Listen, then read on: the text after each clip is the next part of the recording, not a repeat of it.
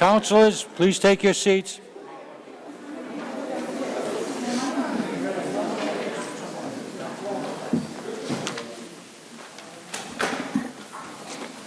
I now call this meeting of the Cranston City Council to order. At this time, I would like everyone to turn off their cell phones. Will the clerk please take the roll? Councilman Lee, here. Councilman Stichels. Here. Councilman Box. Here. Councilman Marquardt. Councilman Zito. Present. Councilman Serio. Present. Councilman Present. Councilman Present. Present. Is there a motion to dispense with the reading of the minutes of the last meeting? So moved. Motion made and second. Any discussion? Hearing none, clerk, please take the roll. Councilman Lee. Yes. Councilman Stichels. Yes. Councilman Box. Yes. Councilman Zito. Yes. Councilman Serio. Yes. Yes. Yes. Yes. Will everybody please stand and join me in the Pledge of Allegiance?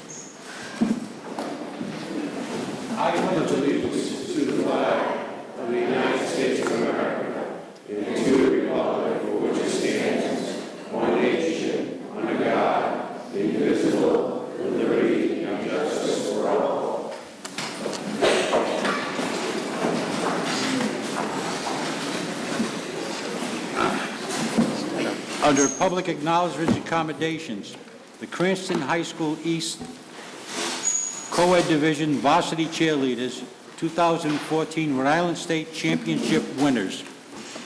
Council Majority Leader Arquette. Thank you, President Lanny. It is my pleasure to congratulate the cheerleaders and difficult job to perform, to encourage the athletes to perform at their best. They're out there in the cold and the rain and all different kind of weather. So it's my pleasure this evening to introduce the coach of the cheerleading team, and we can present these citations.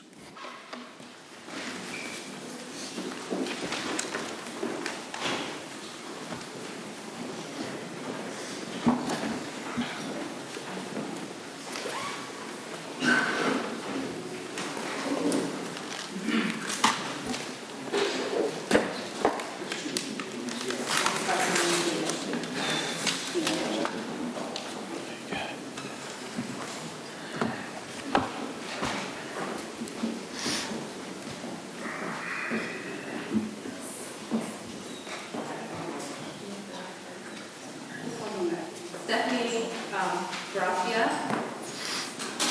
Emily Nunez.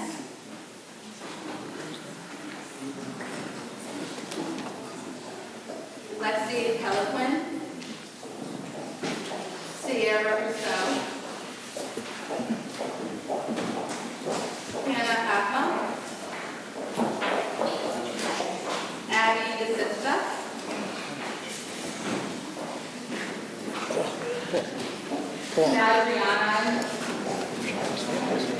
Natalie Gomez. Asha Quintana. Coach Amanda Irvin. Michaela Capobianco. Isabel Baha. Timothy Mott. Nina Ang. Michael Rodriguez. Bianca Rodriguez. Alexis Howard. Samantha Levy. Jada Khan. Kristen Dove. Emily Perez.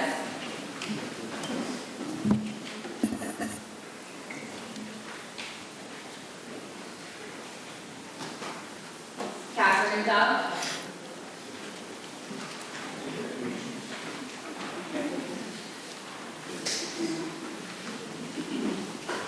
Rose De La Cruz. Aaron Bowden.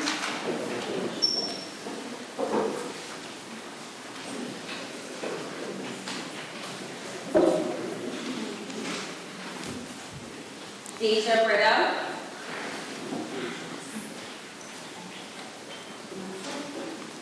Thank you. Thank you so much.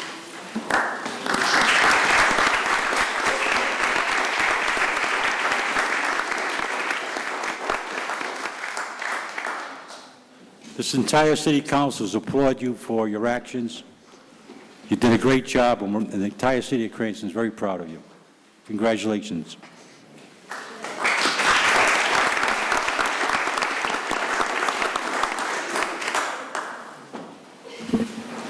The Cranston High School East Junior Varsity Cheerleaders. Oh, that's everyone all together. Oh, it's all together, okay.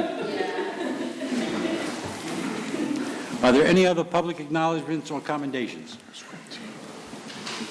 Hearing none. Public hearings.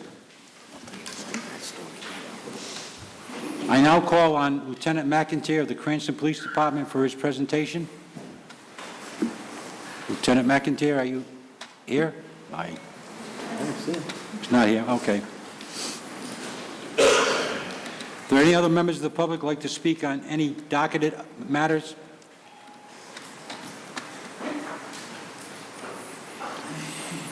Your name and address for the record, please. Mrs. McFarland. Thank you, Council President. Paula McFarland, 100 Palmham Street, Cranston, Rhode Island. The reason why I'm here this evening is there is a resolution, and I want to thank Councilwoman Lee for introducing the resolution, which is very important to our city. It's regarding lead poisoning. In childhood lead poisoning, as you know, just last month you heard for the school committee regarding their budget. And one of the things that when children receive lead poisoning, what happens is they have special needs, and of course our special education costs go up. So this resolution would help to support in the General Assembly establishing some funding that actually would be earmarked along with additional funding that Senator Reed has been putting into the state to help with that. Also, one of the other things that the City Council did a very long time ago was actually not only creating a down payment assistance program with the opportunity to buy housing in our city, but they also established a fund through the CSBG funding that actually allocates money to help you repair your home, which is lead abatement as well. Making sure that you have a healthy home in this city not only helps with our real estate cost, and hopefully they rise and continue to rise, it also helps to make sure that a family has a healthy home to live in, because it's important not only to live in a healthy home, but to live in a healthy community. So I applaud you for introducing it, Councilwoman Lee, and I thank you along with the council, and I hope that tonight that resolution does pass. And I do have two other people from the Lead Action that would actually like to come up and speak on behalf of the resolution, because really all the work has been done by them. I'm just here asking for support as a Cranston resident and as also as the Director for Community Action in our state, working on legislative issues at the State House. So thank you.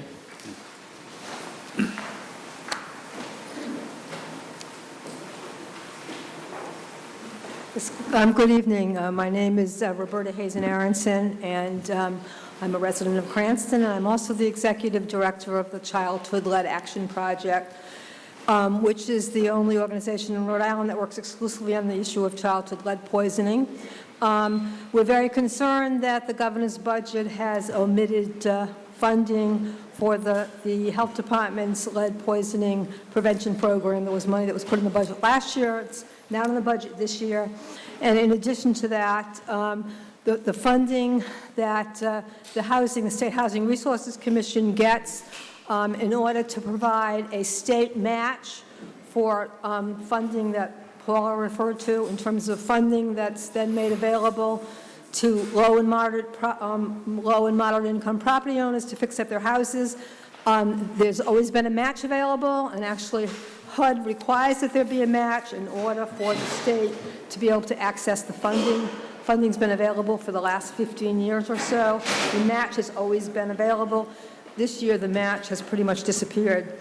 So we have legislation that's pending, and we're asking that the city of Cranston join the city of East Providence. The resolution is currently pending with the city of Providence and with the city of Central Falls as well.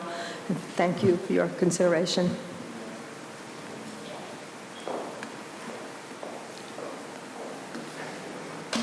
Hello, my name is Erica Ferdinandi Laros. I'm also a resident of the City of Cranston, 498 Laurel Hill Avenue.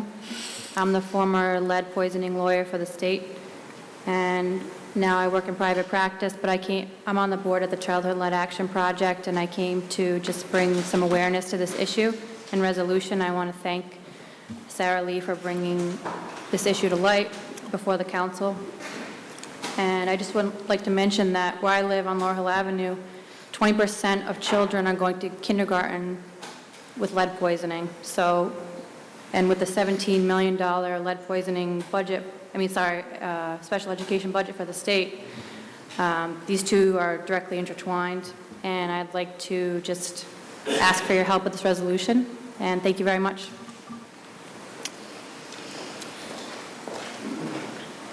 Is there anybody else from the public that speak on any docketed item?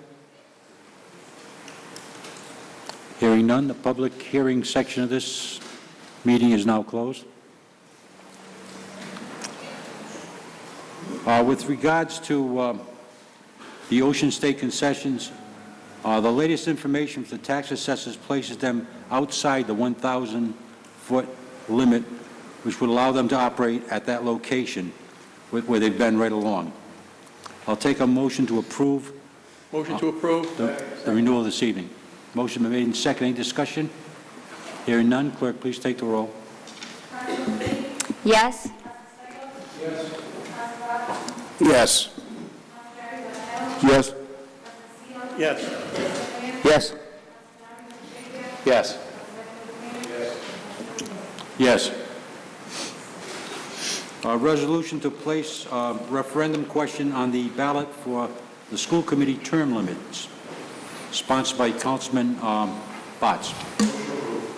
Second. Motion been made and seconded. Any discussion on the motion? Councilman Botts. Thank you, Council President. I put forth this resolution because every other elected official or elected body in the city does have term limits, and the school committee does not. And I'm of the notion that if you're on there for, well, the resolution will call for 5 terms, 5 two-year terms. If you're on there 10 years, I think we need fresh ideas, some turnover in order to introduce those fresh ideas. So that's the reason I put forth this resolution, and I hope we can all support it. Thank you. Any other discussion on the motion? Hearing none, will the clerk please take the, Councilman Arquette, you had your hand up? Yes. President Lee, was this sent to committee? This resolution was just on the docket, right? Was it ever sent to the committee? No, it wasn't sent to committee. It wasn't? No. But I'm wondering if something of this nature, dealing with term limits for the school committee, should be sent to committee level to get some feedback on how the school committee feels about it. That's my only concern. So, Councilman Arquette? Councilman Aceto, sorry. Yes, again, is there a ruling from the solicitor here where we're allowed to introduce resolutions before going to committee? I think we are under rules, so I'm just trying to get...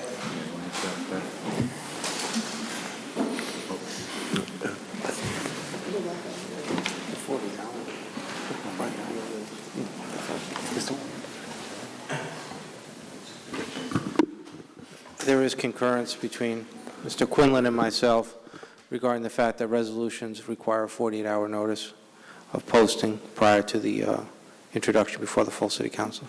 And do these resolutions meet that requirement?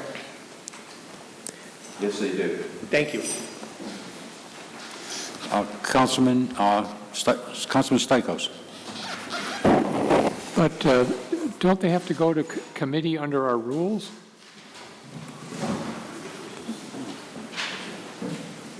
parliamentarian answer. Councilman Santa Maria? Council President, I think the only resolutions that have to go to committee are those with fiscal impact. But correct me if I'm wrong, the solicitor on that one. Do you want me? Parliamentarian should answer.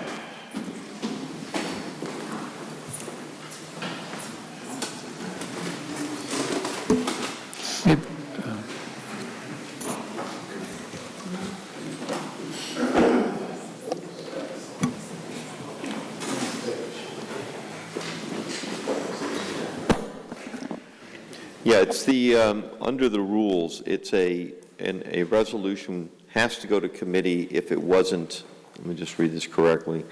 If it wasn't on the docket, it would have to go to committee. It was on the docket, it was posted 48 hours in advance, and it can be acted on without referral to committee.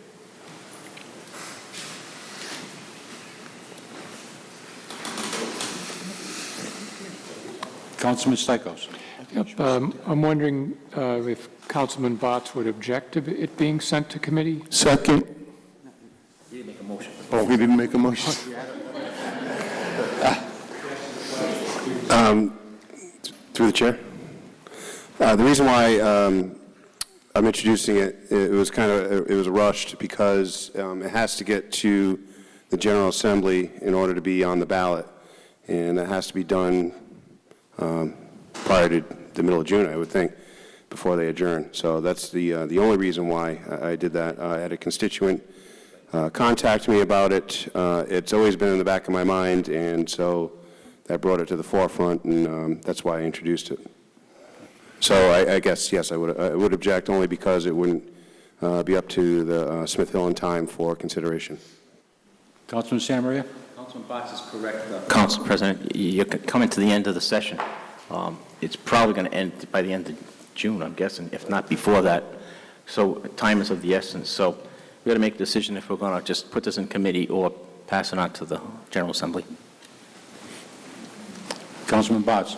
And just to know, I mean, this is something to get it on the ballot, that the voters would actually choose whether to enact term limits for a school committee or not. So we would not be doing that. It would be the voters anyway.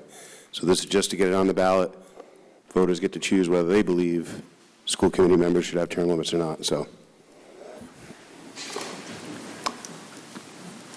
Councilman Favecchio. Thank you, Council President. I'm going to support Councilman Botts in this only because he's right. I mean, the voters are going to make the decision, not even the council. So for us to put it before the entire electorate seems to me to be the most democratic way to do it, even though we're passing it along. There's no fiscal impact. It doesn't affect the city financially in any way. So I don't see what harm there would be in sending it on to the voters and let them make the decision.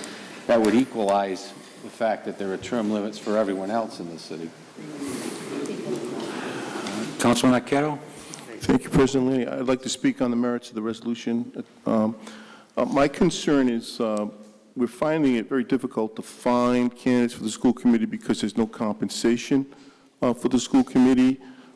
Passing term limits may cause, vacant slots on the school committee. Also, there's members of the school committee that have a vast reservoir of experience and knowledge. We have one this evening here, Paula McFarland, served on the Cranston City Council and is an outstanding member of the school committee. And I would hate to lose people of that substance because a resolution like this is passed. So until, I'm going to be not supporting this because it's not going to committee, and I'll let my colleagues decide what they want to do.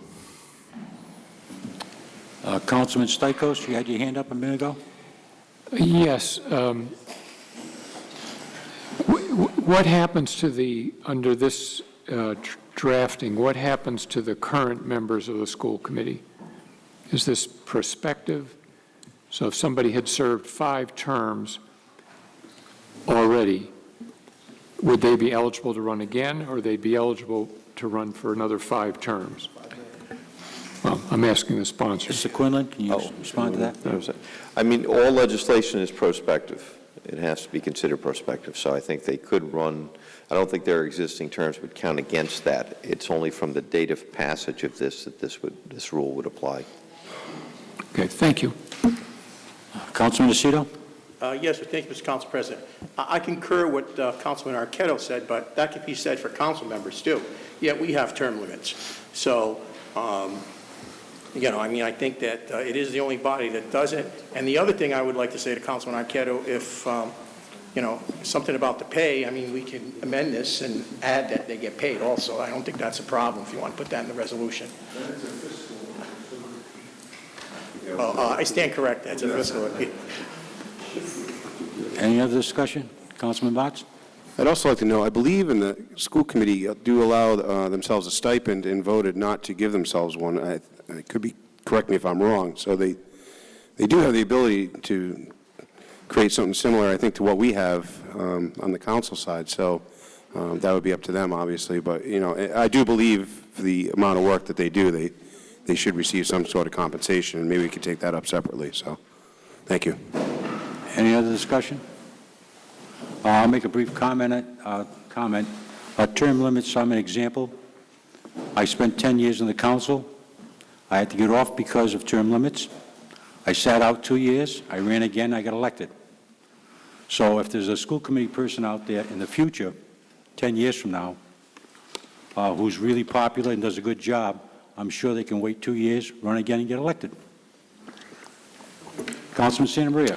Thank you, Council President. I'm reading the addition to the, it says, "No person who has been duly sworn as a member of the school committee, effective with the election of November 2014, shall be elected to said office for more than 5 consecutive 2-year terms."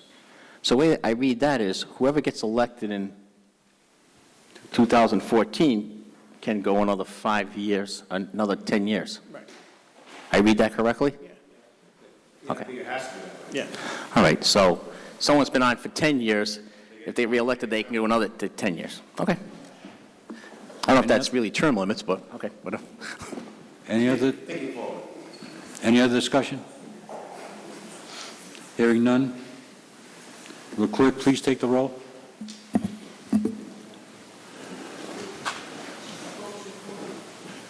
Vote to approve. Yes? Yes. No. Yes. Yes? Yes. Yes. Yes. That's not term limits. Motion passes. Resolution in support of H 7803/2674 relating to funding for the Rhode Island Lead Poisoning Prevention Program. Motion approved. Second. Motion made in second. Any discussion? Oh, okay. Oh. Councilwoman Lee. Oh, I just wanted to thank the Lead Poisoning Prevention Coalition for doing such great work, and I think this is a really important issue that a lot of kids fight and grow up with, and it really costs our society a lot. And it's something that's not talked about. It's got sort of like a shameful thing. So I think to keep it in the forefront is good, because people will want to forget about this issue a little bit. And the funding is very important, because oftentimes the people who are at risk are the poorest, and the ones who will be in our schools and need the special help. If it's helping to renovate the houses in our area, it's also improving our housing stock, which helps the tax rolls. And so I think all around it does a lot of good. So I think it's short-sighted for them to cut that funding, and we should press them to keep it going. So thank you. Councilman Botts? Thank you, Council President. Through the chair, I don't know if anyone can answer this. Does anyone know how much money the state currently devotes to lead poisoning abatement? If you don't.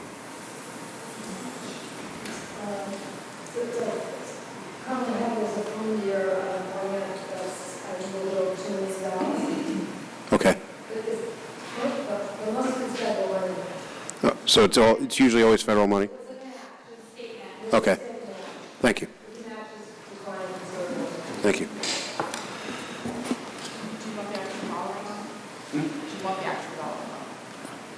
She's got it. Sure.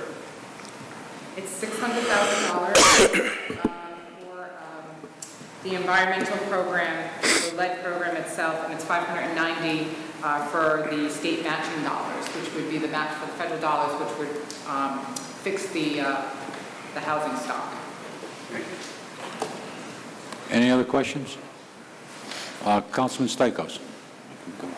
I'd like to urge people to vote for this. This is I think that, I don't know the specific numbers, but I know there's been a dramatic decline in childhood lead poisoning in the state since there have been programs to address it. And it's a successful public health program, and I think we should continue it. Councilman Santa Maria? I agree with Councilman Stichels. This should be a unanimous vote. We got to protect the kids. This council put $50,000 back into the Head Start budget to get some kids back to daycare, so I think this is a no-brainer. So I urge my colleagues to hit a home run on this. Thank you. Any other discussion? Hearing none. Clerk, please take the roll. Yes? Yes. Yes. Yes. Yes. Yes. Yes. Yes. Yes. Report of committee, Safety Services and License Committee, Chairman Santa Maria. Thank you, Council President.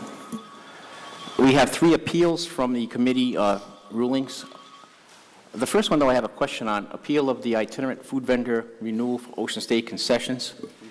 We voted to approve that, and I'm just a little, why are we appealing the approval now? The approval was done earlier in yeah. tonight's meeting, so All it's right. just, we can pass it at this point. It's already been acted on. Thank you.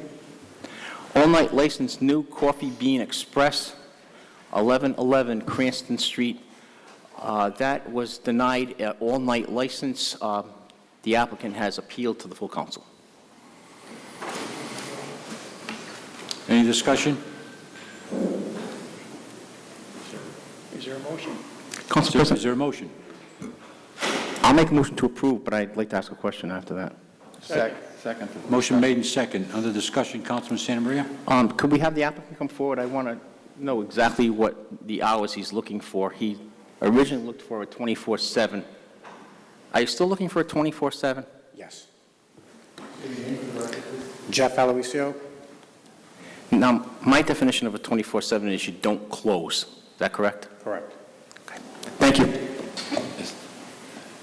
Councilman Arquette. Thank you, Council President Lanny. Since this is Ward 3, I thought I'd make a couple of comments, but I did some research on this, and there's never been a problem or an issue at this establishment. I think he does give a service for people that work a midnight shift, especially people in law enforcement. So I'm going to be supporting this request. Councilman Stichels. I'm not on the Safety Services Committee, so could someone explain to me the thinking behind rejecting the all-night license? I'll put it in, I guess, bullet points. He was operating without a 24/7 license and came before this committee, and we vetted it, and we denied the 24/7, and he appealed it to the full council. But what are the, other than the fact that he operated without a license in the past all the time? He had a license, but he didn't have a 24/7 I'm sorry. license. Okay, 24/7. I mean, we'd have to get the minutes from the meeting to answer all your questions from the Safety Services meeting. I tried to give you a synopsis. Yeah, but I mean, I can tell you why I voted no, Councilman. sure, anyone. I typically don't like the idea of all-night licenses. For me, all-night licenses are something that's like a Providence thing, not necessarily a Cranston thing. So historically, I'm just against them. That doesn't mean I don't like business. I enjoy business, but I can't see sales at a coffee shop or a Wendy's being substantial from 2 to 4 o'clock to warrant the kind of risk that comes with having a business being open all night.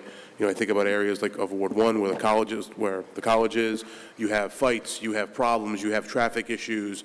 When businesses are open 24 hours, it creates a problem. So for me, I'm just historically against them, and I always will be against them. Now, I read in your appeal that it's only going to be the drive-through. Correct. So you're going to close the establishment. Close the lobby at 2 o'clock. Is it just coffee and donuts from 2 to 5? No food, no cooking, just donuts and coffee 2 to 5? Thank you. Any other discussion? Councilman Favecchio. Thank you, Council President. Yeah, I think to answer Councilman Stichels' question, I think part of it is to keep our policemen alert during the night when they work the third shift. I mean, there aren't too many places where they can get coffee, and this is one of the few, and I don't think coffee is going to create any real problems. You know, it's not like there's not a liquor license, so it's a coffee, they're just selling coffee and donuts, so I don't really see it being a real problem. And it's right near, it's actually not too far from the police station. Councilwoman Lee? I was wondering how the licenses work.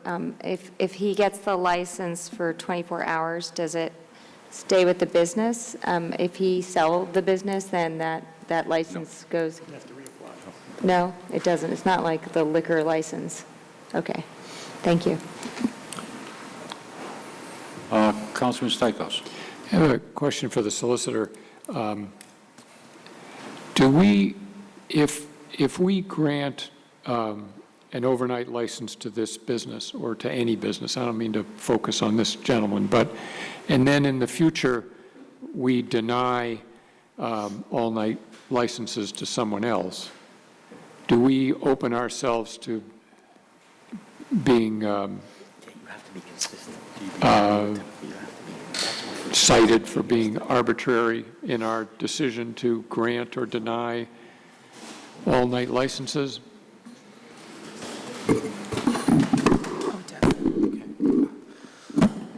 Well, of course, I can't guarantee that that would not be an argument, but the fact of the matter is that each applicant has to be judged on its own circumstances and its own merit, and each application that comes before the council has to be weighed in its own light.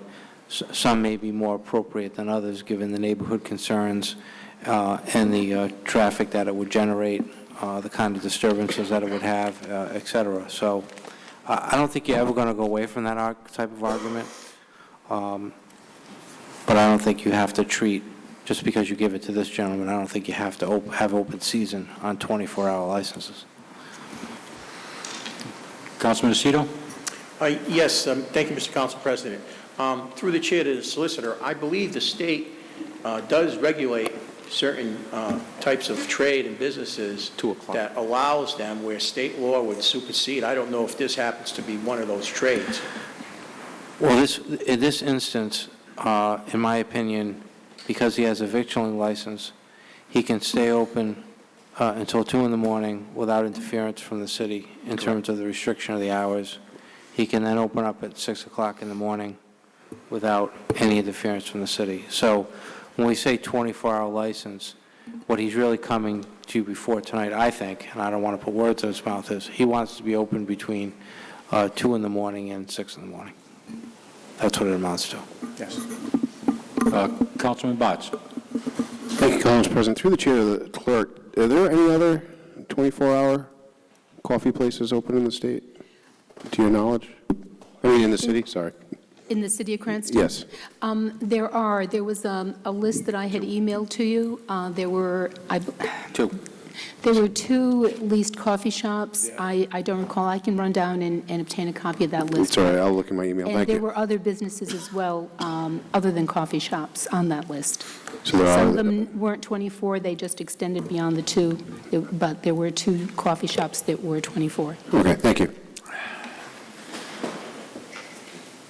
Councilman Santa Maria. Thank you, Council President. I just wanted to let everybody know that I did speak to Maria after this all happened, because it says all-night license, but yet when Wendy's came before us, they didn't want to stay open all night. So Maria has agreed to, when she advertises, it's going to be in 2 different parts now. One's going to be extended hours of operation license, and then what we all know of as an all-night license, which would be a 24/7. So it'll split it up to make it easier for us to understand, as well as the public when we advertise. So Maria's going to change the template when she advertises to make it extended hours if they don't want to stay open all night. I hope that sheds some light on everything. Councilman Farina, Vice President Farina. Thank you, Council President Lanning. How many years have you been in operation there? At least 8 years, How many years were you 24 hours? about the same. I'm perplexed because I don't want to stop you from doing business, and it sounds like you've done it the right way, even without a license. I don't usually like granting 24-hour licenses, but in my mind, I was kicking around a compromise. Would you agree to a 6-month review? Give you the license for 6 months, if there's no problems, maybe we could make it official?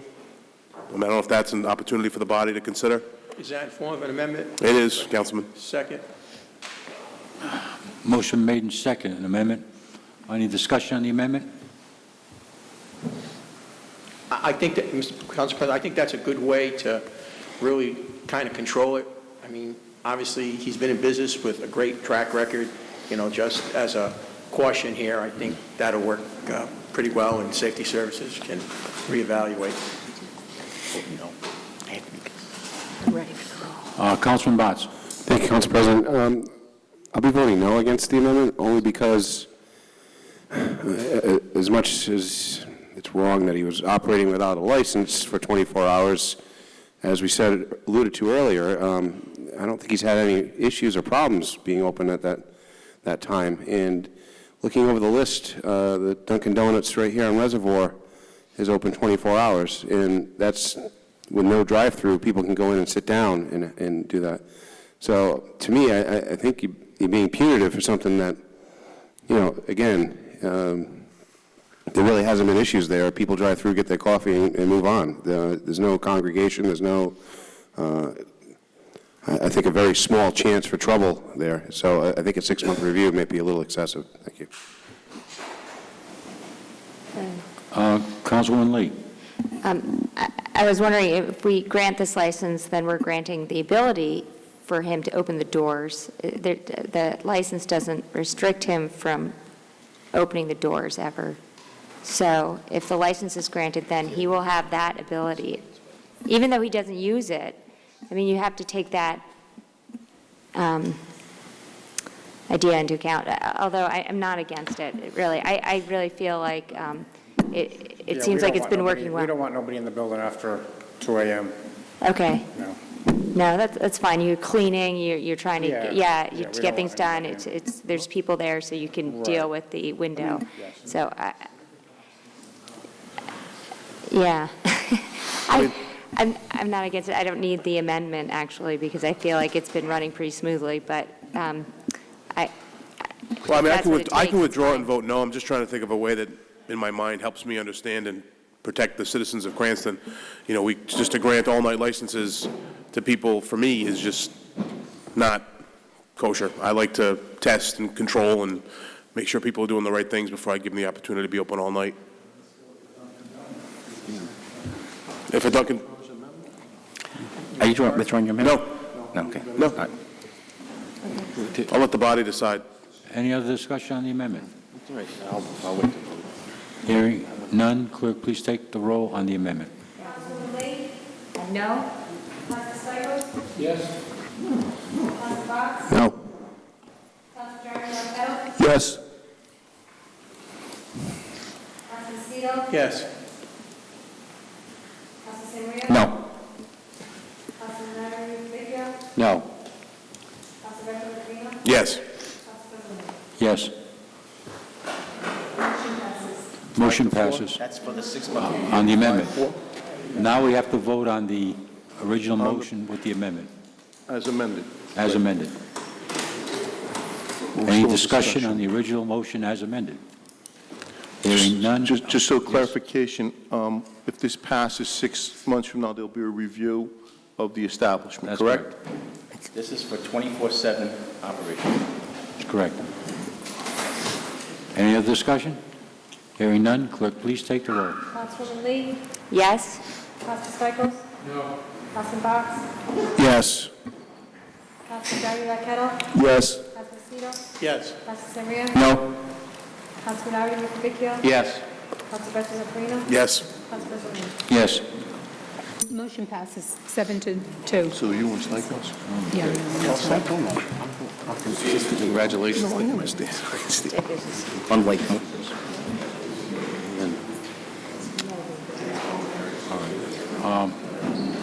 Right, you suspended.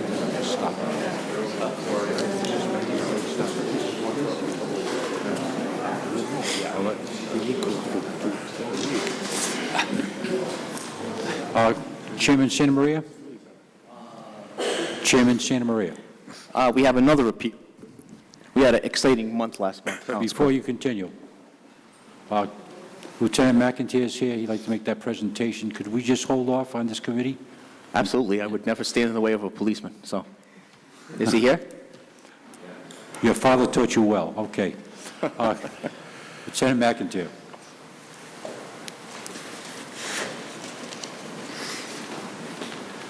Thank you, Mr. President. I'd like to thank you for your flexibility.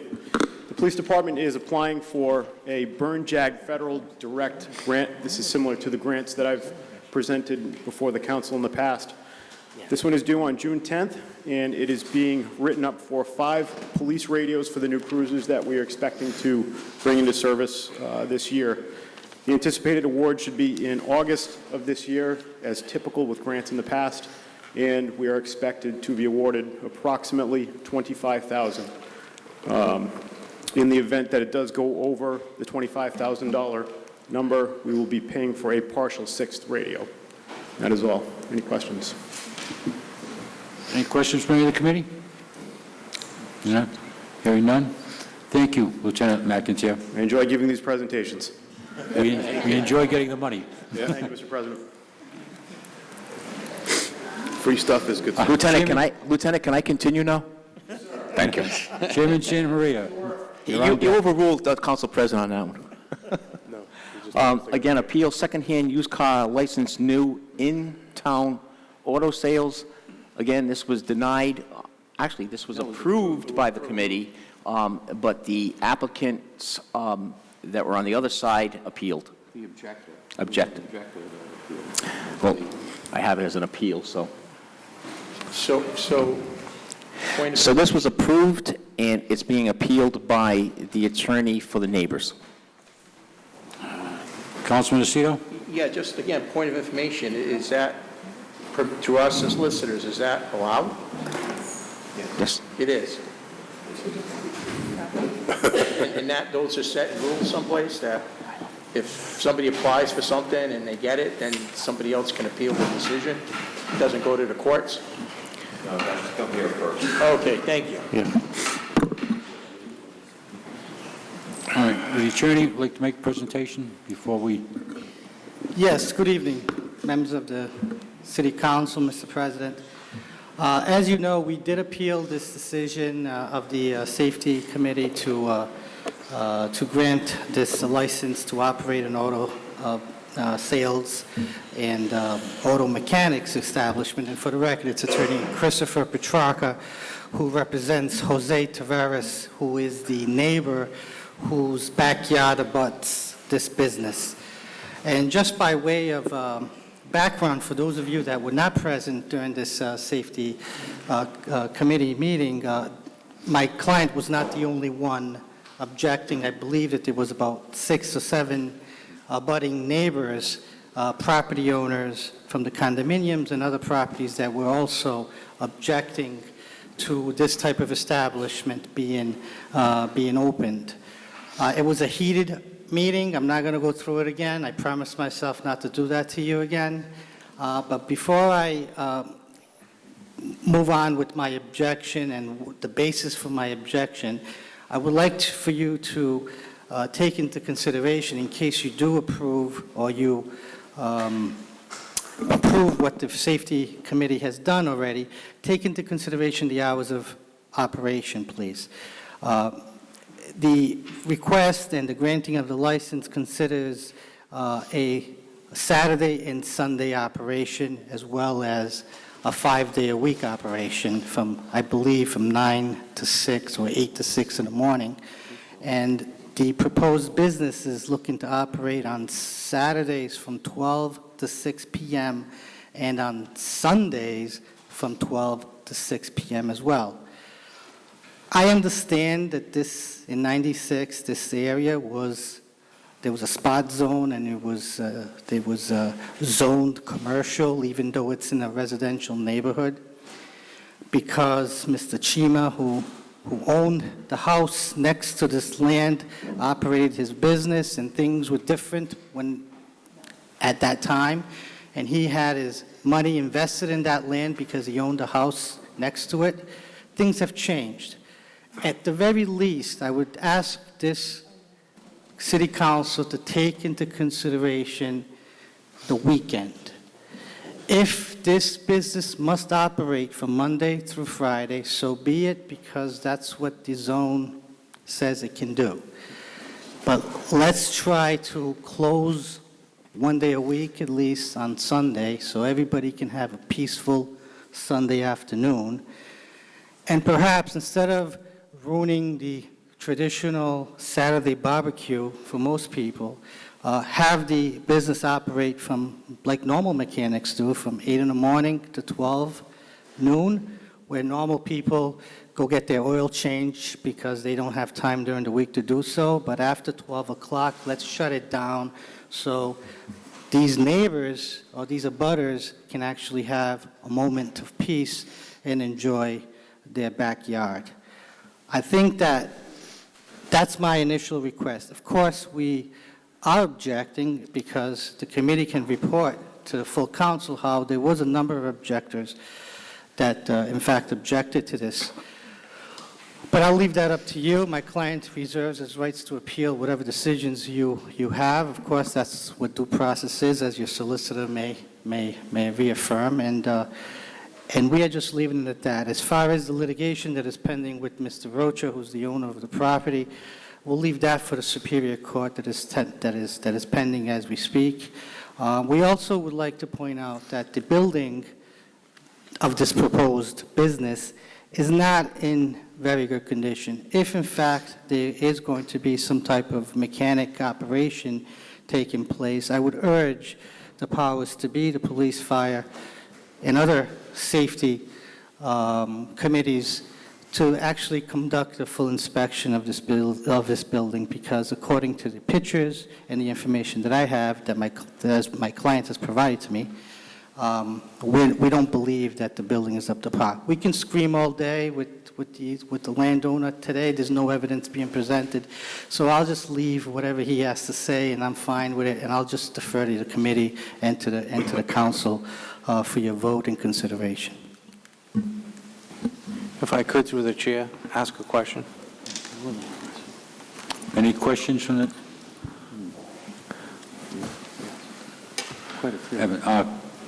Mr. Kirschenbaum. I had a question to Attorney Petrarca. Is it your client's position that he objects both to the sales component and the service component, or is it one or the other on the weekend that particularly bothers your client? The most egregious one is the mechanics, the engines, the oils, and the gasoline. So just so you know, that particular provision has not been approved yet.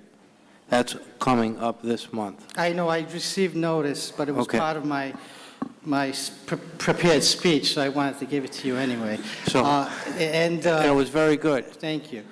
And the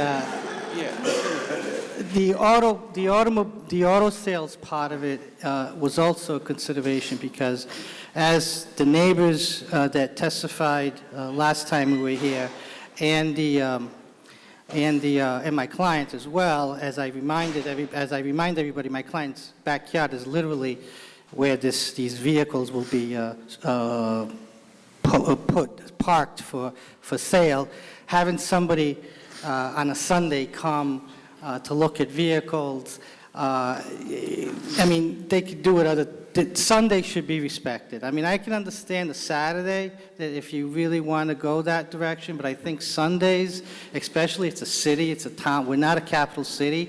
Cranston still wants to maintain that suburban mentality, and that's what we like. I hear that that's what you like. So I would hope that Sundays could be respected. But I'll leave it to you, again.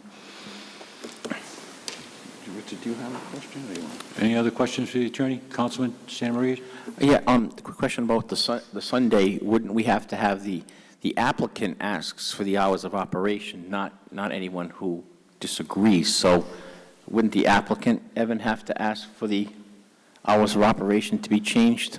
Yes. Attorney Kirschenbaum? I'm told he can operate within a Sunday.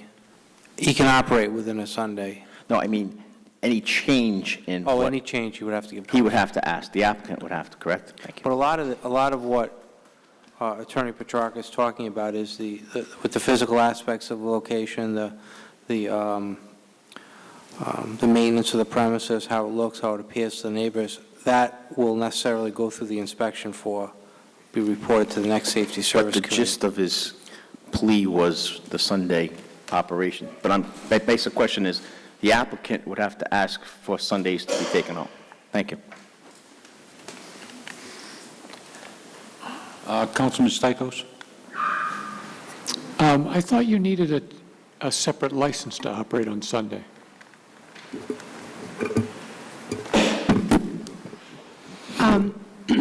No, there was a Sunday sales license requirement on the books that was changed. It was amended several years ago in the state legislature, and now you only need a special license to sell on holidays, no longer on Sundays. Thank you. Councilman Favecchio? Thank you, Council President. Through the chair to Mr. Petrarca, isn't that house zoned in an M2 zone? Isn't the house in a commercial zone as well? I looked at the zoning on the tax assessor's map online, and it said M2 for the house as well as for this business that's been next to it. And I had a couple of other questions. How many vehicles does your client and his tenants store on his property? That's not even, I'm not sure, 2, 3 vehicles, whatever, him and his wife, and how many does a normal family have? I don't know. It's a two-family house, right? Correct. So he has tenants as well? And I'm not here to debate you, Councilman. I'm well aware of the zoning, of this property. It was done in 1996. It was done by request.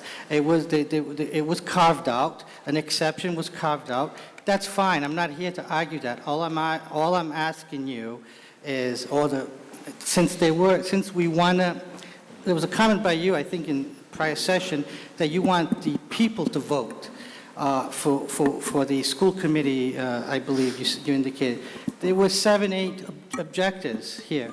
At least have their voices in your mind when you're making a decision whether they should be open on Sunday or not. I understand Councilman Santamaria's position that it should be the applicant asking whether he wants to stay open on Sunday or not, but I certainly, as an abutter, as a representative of the abutter, can object and give reason why to object.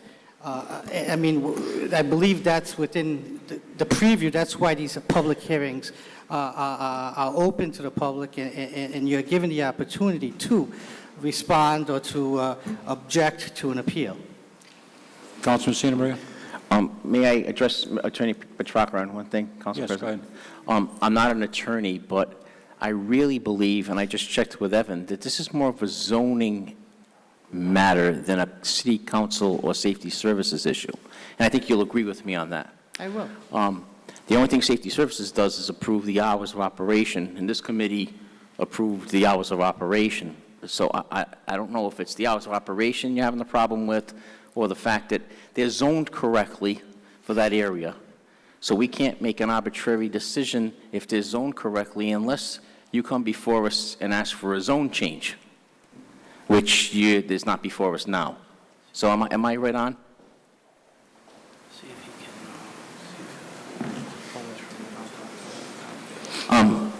Council President, our solicitor has asked for a minute to speak with Mr. Petrarca. That's up to you. Yeah.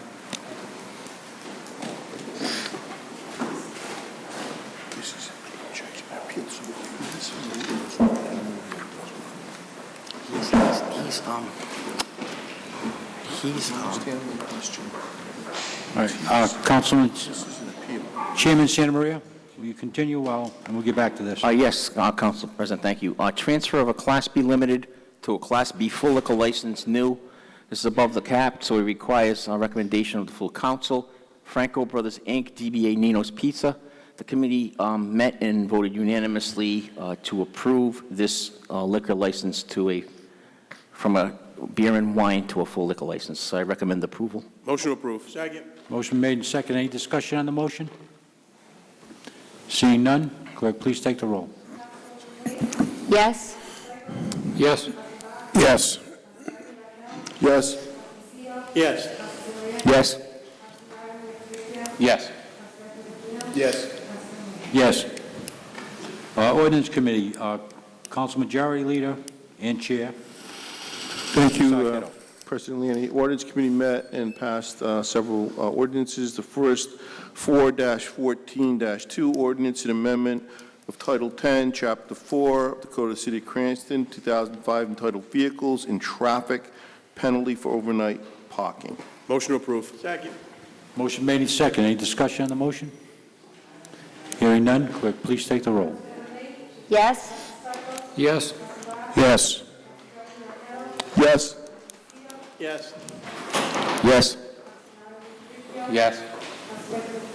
Yes. Yes. Next is a resolution, passed ordinance committee resolution to hire a new Cranston chief of police from outside the department. Entertain a motion. Motion to approve. Motion been made. Is there a second? Second. Under discussion? Councilman Stichels. I would urge people to vote for this resolution. I think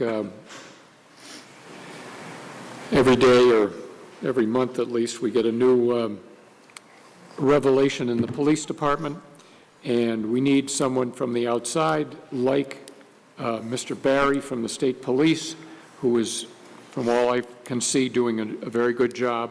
We need someone from the outside to stabilize the department, to end the factionalism, to hopefully bring everybody together. And I know there's some resistance to this because people in the department feel that various people in the department should be promoted to chief. And I think the thing that we have to look at is the best way the law is going to be enforced for the citizens, not the best situation for the people looking for promotions.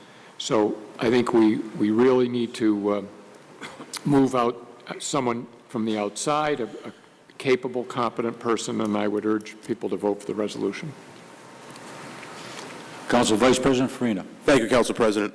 Unfortunately, I had to miss the committee meetings this month, so I did not get a chance to speak on this resolution, so I'll keep this short. It's a resolution. It's the will of the council. I think the will of this body is that they go outside to hire a police chief. That's not saying that internal people can't interview or be interviewed, and no, we're not trying to discriminate against any police officers that are currently in the department. They can apply. They can go through the HR process like anyone else. It's just the will of this body. This council is recommending that we hire someone from outside the department. So, thank you. And I'm supporting this. Council Majority Leader Arquette. Thank you, President Lanny. I'd just like to say, since the state police have been here, Colonel Barry, acting chief, morale has never been higher in the Cranston Police Department. I'm hearing a lot of good things, so I'd like to commend Mayor Fung, the administration, and the city council for acting proactively and bringing the state police to Cranston, and I'll be supporting this resolution. Any other discussion? Councilman Favecchio. Thank you, Council President. I also will support this resolution. I think we have to remember that we are not the administrative or the human resource branch of the government. We don't hire and fire the police chiefs, but I think the administration has obviously gone through the route of bringing in the state police and is looking to maybe bring in some new blood. So I'll support the resolution. It's a suggestion. Obviously, the administration makes the hiring decisions in this matter. But I will support this resolution.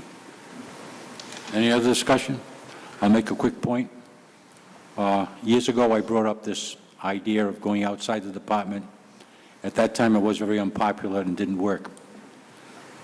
Currently, we don't have a command staff in the Cranston Police Department. The state police are running the entire show, and they're doing a great job. It shows you what happens when you go outside of a department and bring people in who are unbiased, don't have friends or relatives that they're trying to take care of. Things work out very well. I'm going to vote for this. I've always was for it, and I hope the mayor takes that suggestion very seriously. Clerk, please take the roll. Yes. Yes. Yes. Yes. No. Yes. Yes. Yes. Next on the ordinance agenda is ordinance 3-14-02, ordinance authorizing the city to waive any and all rights with respect to property, specifically a portion of Assessors Plat 16-4, Lot 183, New London Avenue, tabled 4/28/14, passed ordinance committee. Motion to approve? Is there a second? Second. Motion made and second. Any discussion on the motion? Councilman Farina. Had Mr. Kirschenbaum been in the room, he probably would have stood up and said at the request of the applicant, they would like to continue this another month. We're talking about this particular ordinance? Yes, The applicant would like to continue it? one more month. Mr. Cordy? That's my understanding, yes, sir. I remove my motion. I second. Motion to continue for 1 month? Second. All right, the original motion has been removed, and the second was removed also? Yeah. Now there's a motion to continue for 1 month. Is there a second? Second. Under discussion, Councilman Point of order. Aceto first. Yes, is this going back to committee for discussion, or is it staying on the Staying here. council for discussion? Staying here. I have to make, recommit would put it back in committee. Right, that's correct. It will need to be changed, so we should probably recommit it. So it should be a motion to recommit back to committee? I remove my motion to continue 1 month. I remove my second.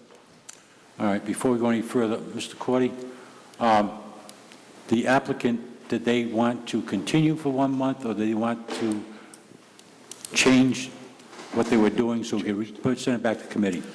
It needs to get changed. Motion to recommit. Second.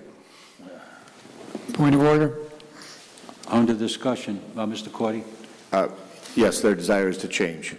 So I would have to imagine you're going to have to recommit then. All right, so it's definitely a motion to recommit. Under that, Councilman Point of Stichels. order, I think if it's been tabled, in order for us to do anything with it, we have to have a motion to remove it from the table and get it before us, and then we have to do whatever we want to do with it, recommit it or whatever. Let's try it again. One more time. I make a motion to remove my recommit motion. I want to ask for legal opinion on Mr. Stichels' observation. Mr. Are Cordy? you saying it was tabled, Councilman? Well, it says Table in committee, why are we even? it says on the agenda, tabled. Can we leave it on the table? So it has to be taken off the table in order to move this next piece?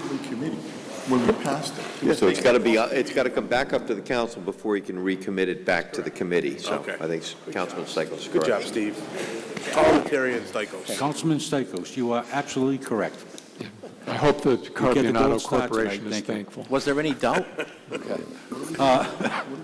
Motion to bring it. All the recommit motions been taken back? Yes, motion to take off the table. Second. Motion been made to table, or to take off the Take table? off table. Take it off. Take off the table. And second. Second. Under discussion. No. Clerk, please take the roll. Councilwoman Lee? Yes. Council Stichels? Yes. Council Box? Yes. Council Jerry Romero? Yes. Council Lucido? Yes. Council Severino? Yes. Council Vecchio? Yes. Council President Farina? Yes. Council President. Yes. Motion to recommit to committee. Second. Motion made and second. Any discussion? Hearing none, clerk, please take the roll. Councilwoman Lee? Yes. Council Stichels? Yes. Council Box? Yes. Council Jerry Romero? Yes. Council Lucido? Yes. Council Severino? Yes. Council Vecchio? Yes. Council Vice President Farina? Yes. Council President. Yes. Secondhand car license.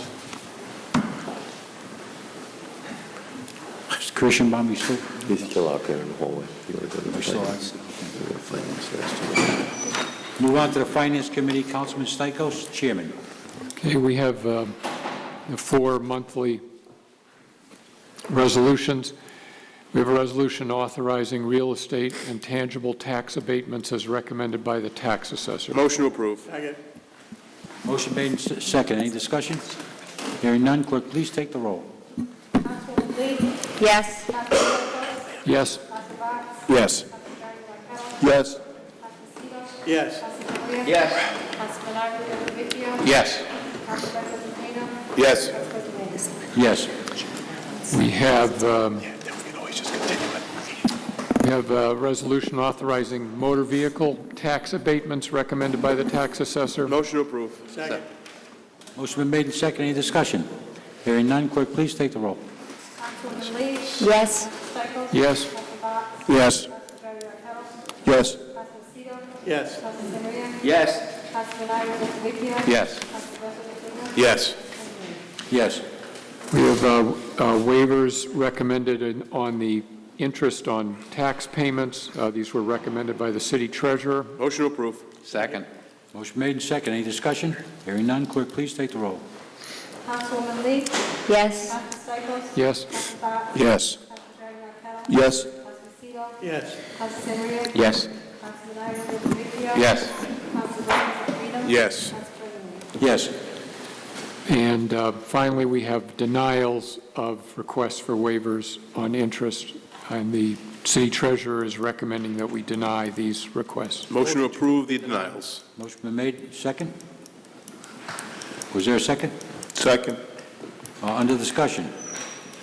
Seeing none, clerk, please take the roll. Councilwoman Lee. Yes.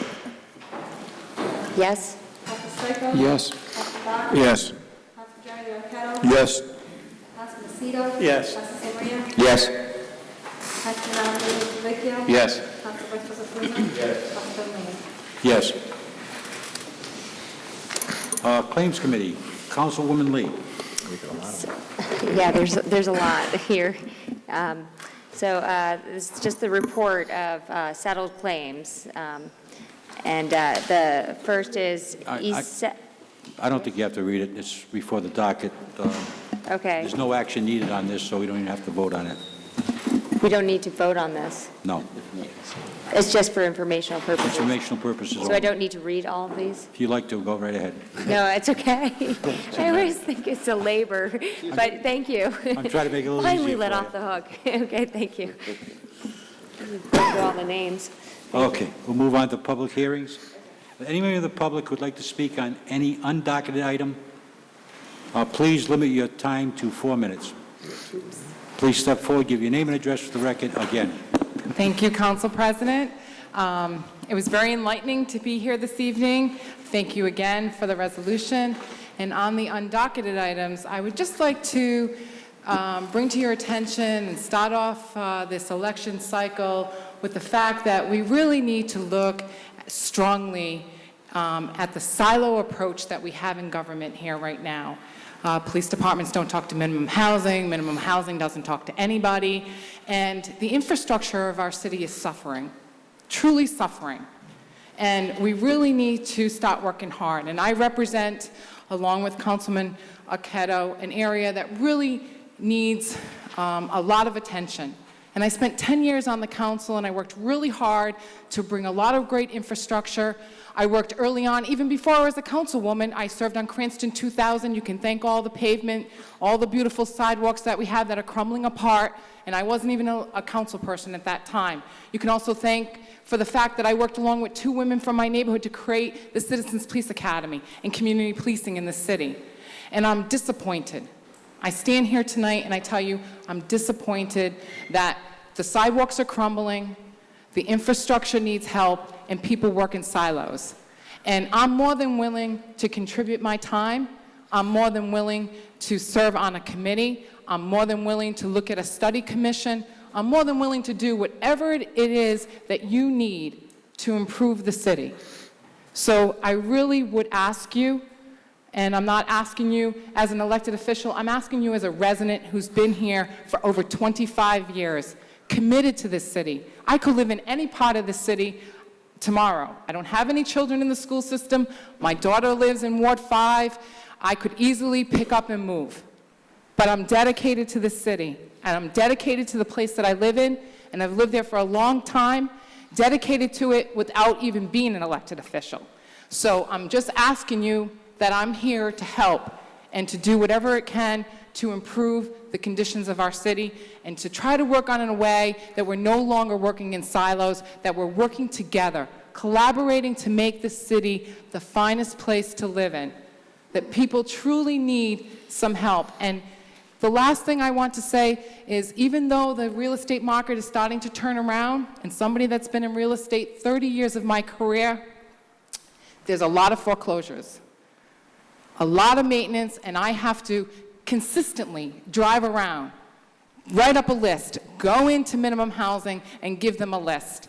I don't know how difficult it is to keep a file and to go out maybe once a month and ride around grass that takes some time to grow, and things just don't end up on people's property and garbage doesn't accumulate overnight. So I really have to say that we really just need to come together and collaborate and really work together, and I think this would be a great time of the year to do that, and I'm more than willing to give of my time to do that as well. So thank you.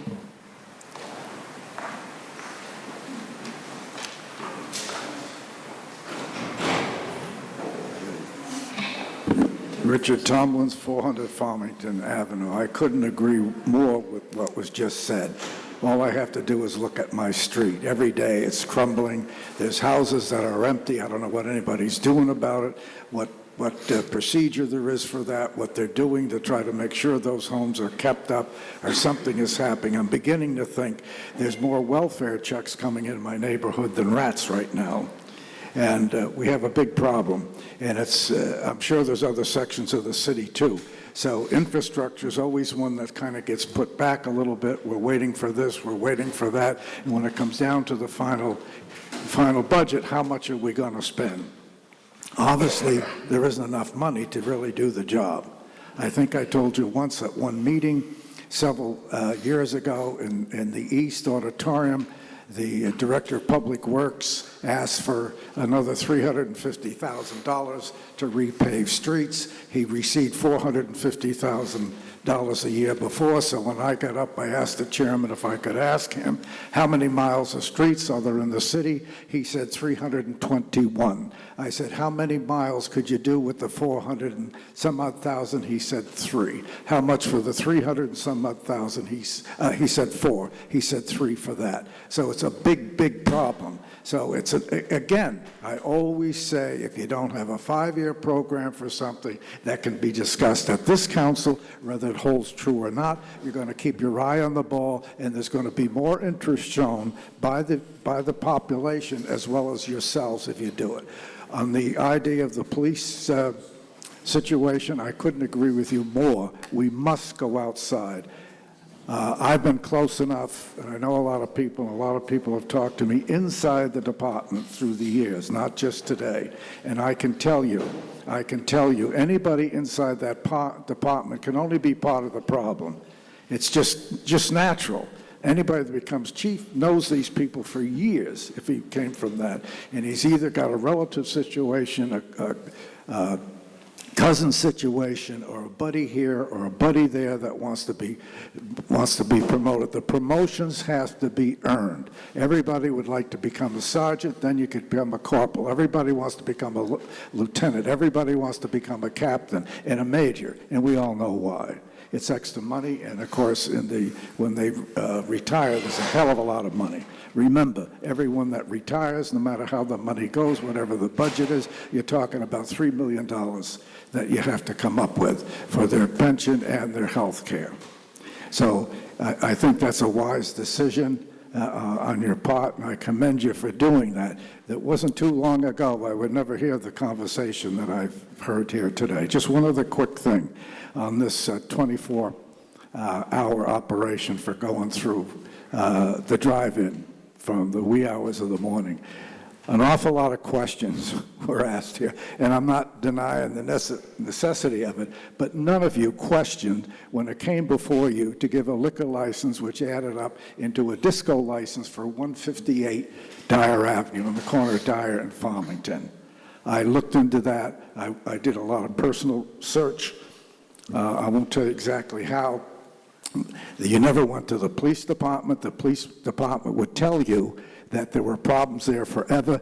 He's not had any problems for 10 years, according to what has been presented here today. So I think we're a little out of balance. I'll just tell you, that permit has been withdrawn. And I will keep up my efforts, because that is not a right decision. Doesn't matter what went on there before, because it's always been a problem.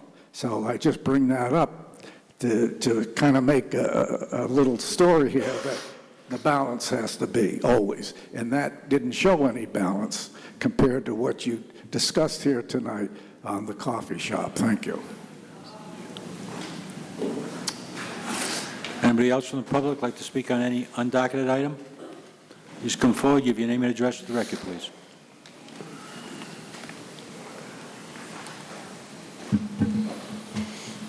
Joe Boisvert.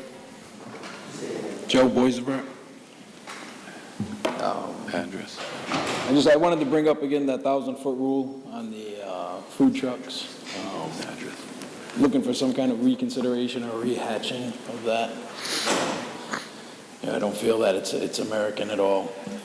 That there's no difference between having a food truck within 250 feet of a restaurant than there is another restaurant being within 250 feet of a restaurant. This country's built on free enterprise and variety. There's nowhere in Cranston where there's walking traffic that a food truck needs to be viable that is 1,000 feet from a restaurant. I feel that this is being geared by taxes, and we've been called predators in the city. Even Providence has the 250-foot rule. No food truck wants to be directly in front of a restaurant. It's not good for us. It's not good for them. We're not looking to be, I think a minimum of a cutback in the rule is something that needs to be considered. The only other place in the country where a 1,000-foot rule was put into effect was in El Paso, Texas, and after a lawsuit, it was repealed by the city because they felt that the city was looking for, infringing upon the constitutional rights of food vendors, and it wasn't legitimate for government's interest to, for the established businesses. They say that we don't pay any overhead. We pay rent for commissaries. We have employees on the books. We purchase from businesses in the area. Licensing, insurance, sales tax. I just watched you guys do a 6-month review for a coffee shop, just off the whim. I think that if you tried something like that, you'd see that food trucks aren't interested in dropping. Food trucks aren't what they typically were before. They're not the Haven Brothers where we're looking to sell, 100 different items. A lot of the food trucks have very select menus and thrive with other food trucks around. There's a new mentality that exists.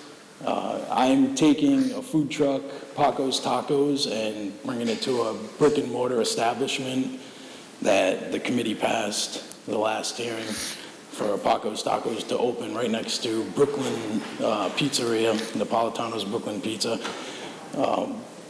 We're in the same building as we're splitting a building with Brooklyn Pizza, and Christy, who owns it, is ecstatic that we're going to be there because she knows variety is going to bring more business to her pizza place. She knows that a family is going to have someone who wants tacos and pizza. She's not at all bothered by the idea of the business opening up, sharing a wall with her, And we, as a brick and mortar business, won't have a problem with a business or a food truck being within 250 feet of us. I think that there's a certain mentality in Cranston that's being outweighed, and I think it needs further looking into. And there's a lot of stuff across the country that's going on. I opened a food truck park in Providence, Rhode Island, where it's welcomed because it wasn't welcomed in Cranston. Not to say that it's gaining any steam, but I'm still pushing and trying to make it work. So that's all I have on that.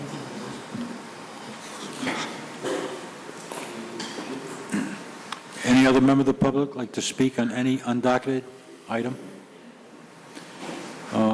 Hearing none, I close this public hearing section of this meeting. Election of city officials. The Historic Cemeteries Commission, Dawn Lancelotti. Motion approved. Second. Motion made in second. Any discussion? Hearing none, clerk, please take the roll. Councilwoman Lee? Yes. Councilor Stichels? Yes. Yes. Yes. Yes. Yes. Yes. Report of city office. Mr. Council President, just... Yes, Councilman Cito. Out of curiosity, are we voting for the second-hand used car license, or are we waiting for something, or? We're still waiting. We're waiting for while they discuss options. Okay, thank If you. you'd like to join them, they're in the No, car no, back I there. didn't know. There was a solicitor Okay. in there, and I didn't know what you were doing. Report of city officers. Are there any reports, administration? Executive communications? Yep. Thank you, Council President. The administration is pleased to submit for your consideration the appointment of Douglas Doe as a full member of the Conservation Commission. His resume is in your package, and Mr. Doe is here if you have questions for him. Second. Motion made in second. Any discussion on the motion? Would anybody like to meet Mr. Doe? Yes. Mr. Doe, please stand up. Okay. You would like to make any comments before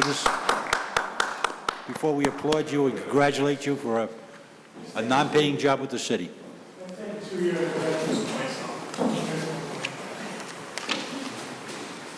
All right, congratulations, and thank you. Do we have a point of order, Council President? Do we have to take a formal Yeah, we vote? have to take a roll. Clerk, please take the roll. Yes.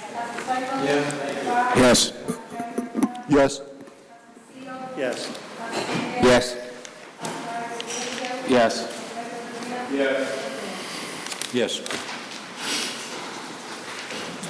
Thank you, Council President.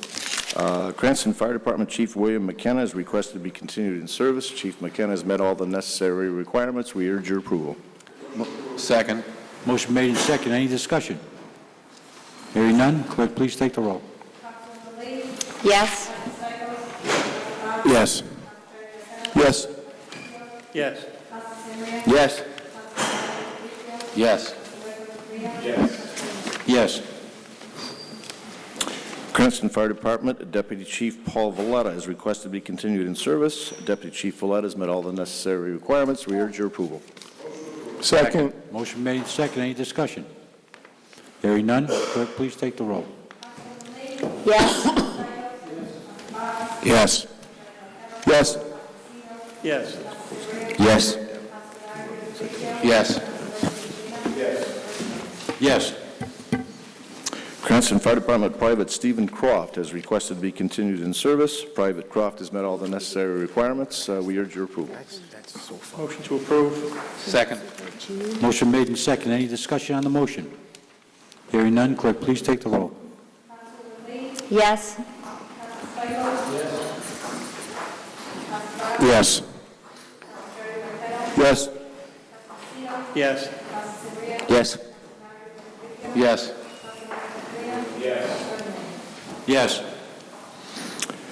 Cranston Fire Department Deputy Chief Paul DeLacy is requested to be continued in service. Deputy DeLacy has met all the necessary requirements. We urge your approval. Second. Motion made and second. Any discussion on the motion? Hearing none, clerk, please take the roll. Yes. Yes. Yes. Yes. Yes. Yes. Yes. Cranston Police Department, Major Robert Ryan is requested to be placed on pension effective May 19th, 2014. Major Ryan's met all the necessary requirements. We urge your approval. Motion to approve. Second. Motion made and second. Any discussion? Councilman Favecchio. Thank you, Council President. I just wanted to thank Major Ryan for all his service and the times he's been here with us so many nights, and I think he's done a great job, so I wish him well, and I will support this. Councilman Arquette. I too would like to thank Major Ryan for his service to the city of Cranston, dedicated service, a very good officer, very good classmate at Providence College, very studious individual. Thank you, Major Ryan. Any other discussion? Hearing none, clerk, please take the roll. Yes. Yes. Yes. Yes. Yes. Yes. Yes.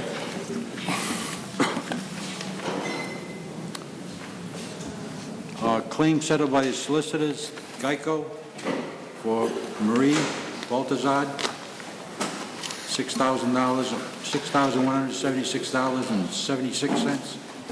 Vehicle damage. Anybody in the administration like to comment on that?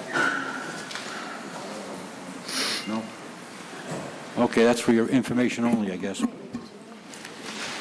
Council President? Yes.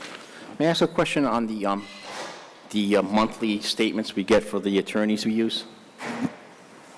Go right ahead. I guess this would be to Evan or Mr. Cordy. Vincent Regusta, $106,085. I don't have his hourly rate, which usually is attached to this. Do you have that offhand?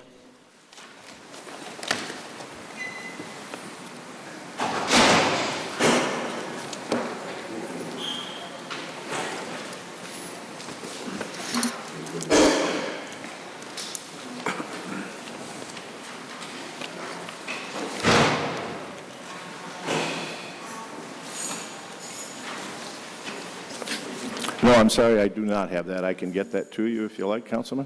Thank you, Mr. Cordy. I have no further questions on that area.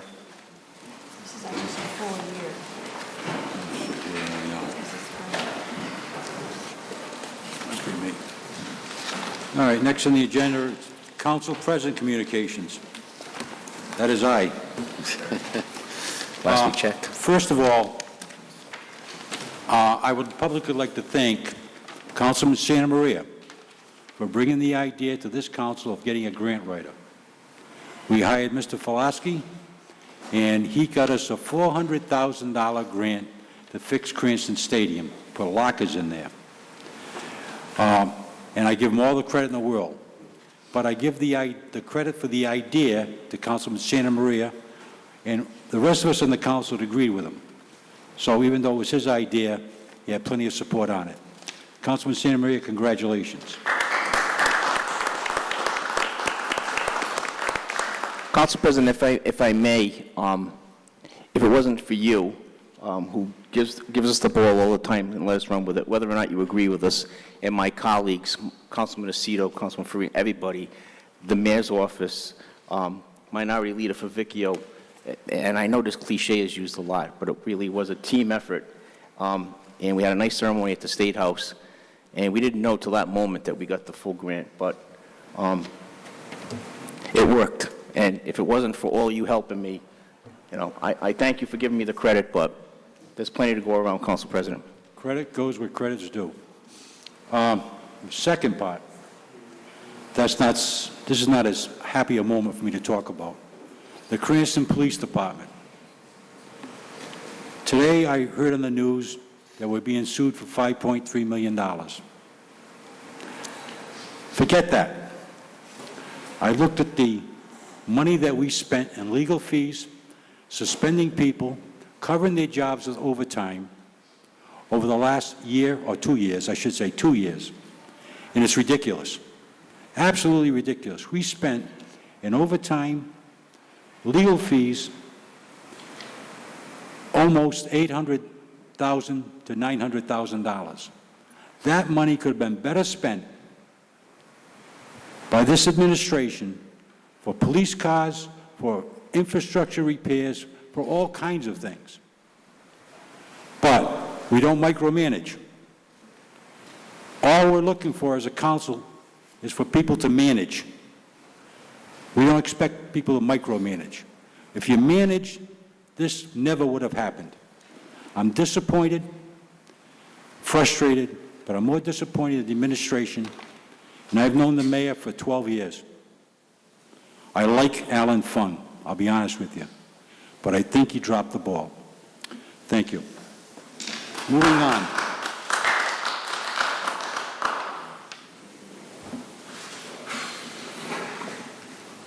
Council communications.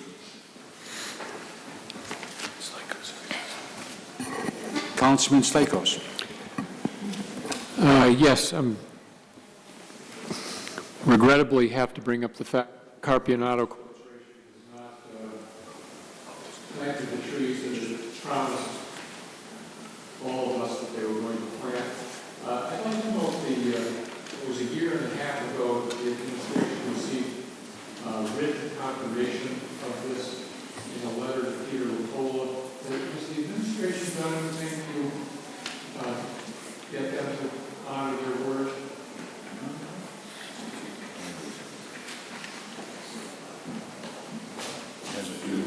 Councilman, I was unaware there was anything in written form on this. So if you're of the opinion that there is, and Mr. Lupola has that, I will seek that out tomorrow. Okay, I'm not of the opinion. I'm not of the opinion. One meeting, I gave a copy to every member of the council.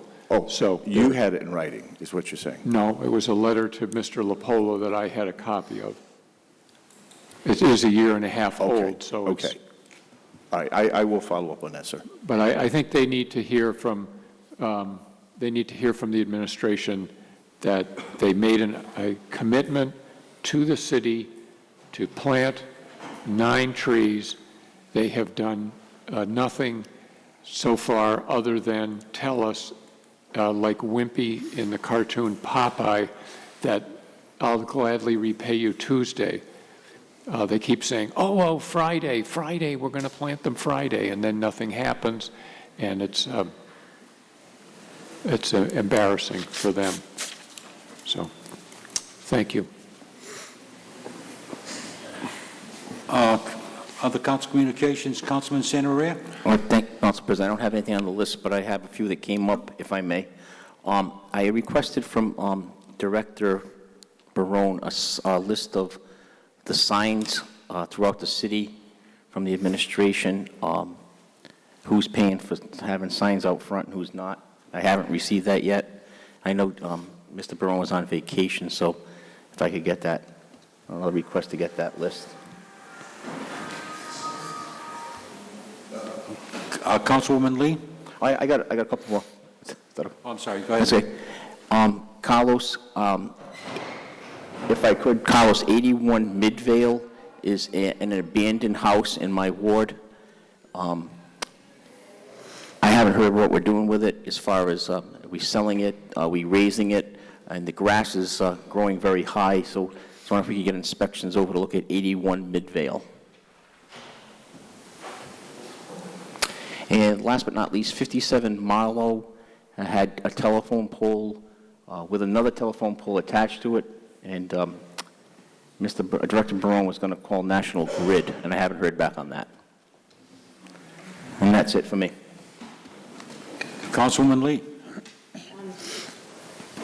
I was just noticing, and people have been pointing out that along Shaw Avenue, they've been digging up a lot for the gas pipes, and they are very old. And I just wanted to ask what can be done to coordinate the gas pipe. Perhaps the gas pipes need to be repaired, but we're also scheduled to have the water repaired. I'm just nervous that they're going to dig it up twice, I guess, and then repave it, it's going to be wasted effort. So I don't know how the gas company coordinates with the water company to save that disturbance, so we don't have to be,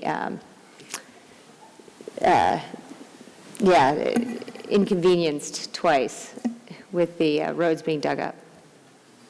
But if there's, is there somebody in the gas company you can? Yeah, I can help you with that. Okay. I think that should be directed to Mr. Lopez. He probably would have contacts in both those departments. Okay. I have something to add to that. Mr. Corey, yeah. Well, he just looked at the same. Through the chair, Councilwoman, what was the name of that street again? It's Shaw Avenue. Okay. There's I the can school say. and the daycare and, yeah. Okay, I can say that both of those utilities, any utility who's going to be digging up the street, has to go through Public Works for approvals as to when they can and when they can't. Now, whether or not we can get two utilities coordinated and force them to work at the same time is doubtful, but what won't happen is we will not allow a final paving of that road before they're both done. Well, has there been assessment of other roads? I mean, if Shaw Avenue has an old gas pipe, I know they're doing lots of work on the other roads, and I suspect there might be lots of other old gas pipes, but I don't know whether they consistently take that sort of situation under consideration. When they start digging up, do they think, what else can we do while we're here? I don't know whether, or you know what I mean? Like I know what you're it saying. seems so Unfortunately, inefficient. we're talking about a gas company and a water company. and, Yeah, you know. yeah, but the city's in the middle of it all, and so if the city had some assessment at hand when somebody's, pulling permits to dig up one street, if they have anything that they know, oh, well, you're going to dig up the water pipes, and it looks like the gas pipes are really old, let's look into this. I don't know whether there's any coordination there that could happen more regularly. Well, I would suggest that based on my experience, there is very little coordination other than what I had suggested to you. We're not going to let one utility do a permanent paving after they're done, only knowing full well there's another utility coming in behind them. But do you know full well regularly is my concern. I'm sorry? Do you have information that you know what's beyond what the utility companies themselves tell you? Other than emergency repairs, we know most of these well in advance, yes. Yes. And that's part of the reason why we hold off on paving on some streets, because we know there's utility coming. Okay. It's the emergency responses that we get no notice on. Okay. So, thank you. Okay. Councilman Vivekio? Thank you, Council President. To answer part of Councilwoman Lee's question, I do know the gas company is installing lines into homes right now, and they have a cheaper program than they've had in the past. They've been walking some of the neighborhoods. So, and I do have a contact person if you want to tell some of your constituents as well. So I know they're installing new lines as well. It's at a much reduced cost than it was. And I've been trying, I have met with them actually to talk to them about our neighborhoods. And so they are doing it right now. So there will be some, and that's not repairing, they're repairing some, but mostly they're bringing in some new lines in areas where there are some mains, but they haven't, many houses haven't connected. So if you're interested in, offering it to some of the constituents, there is a program right now to do it. Oh. Councilman Arquette. Thank you, Council President. I have just three, questions for the administration through the chair, if that's okay. First is, Mr. Cordy, how many street sweepers are operational at this time?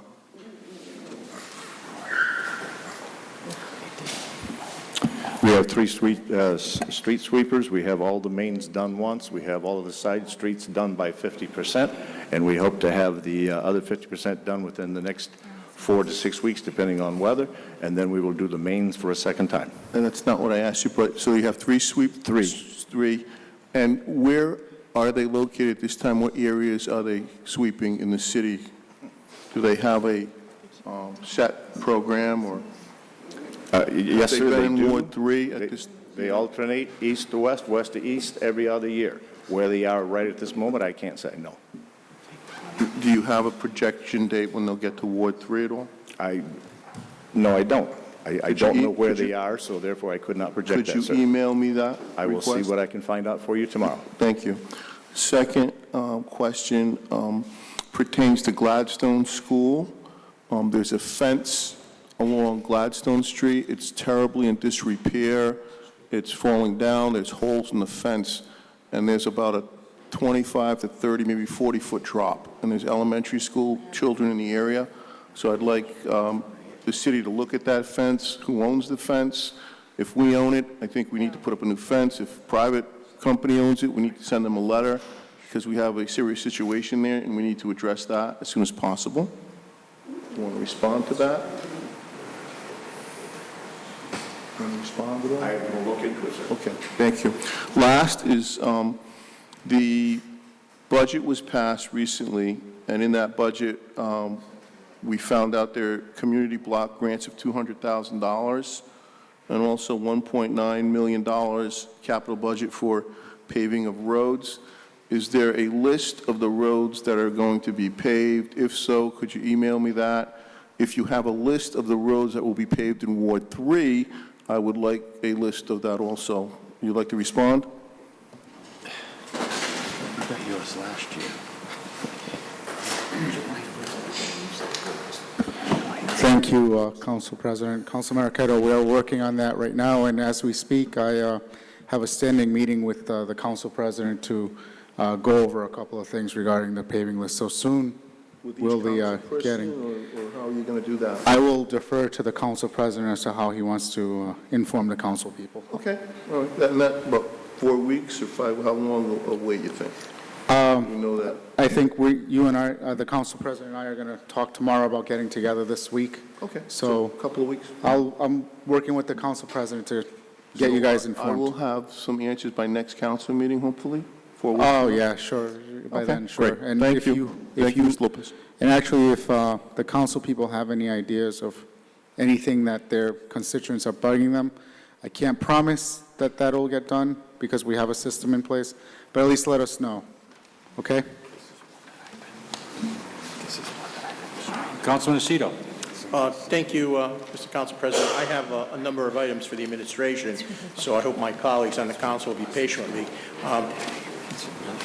Director Valerie Court, can somebody look at that as far as the paving list? I know that's been the subject of a couple of meetings with Mr. Mason and other people from Public Works. There's a stretch there of about 200 feet that looks like World War III hit it. So I know last time we talked about it, it was too close to December, January, but if we can have a look at that and somebody can give me an idea if they're going to fix that stretch of road or not, if that could be put on the list.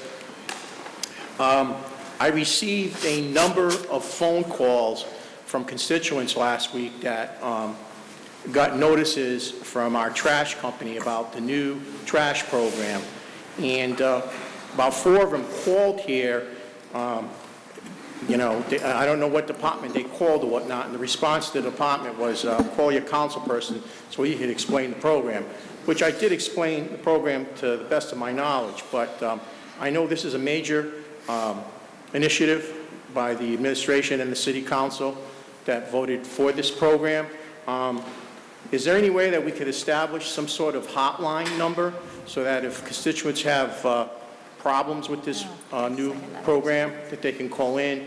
And even better than that, is there a way of maybe having some neighborhood meetings on the program so we could take away any hostile feelings? Because there's a lot of residents out there who are very, very concerned with the program.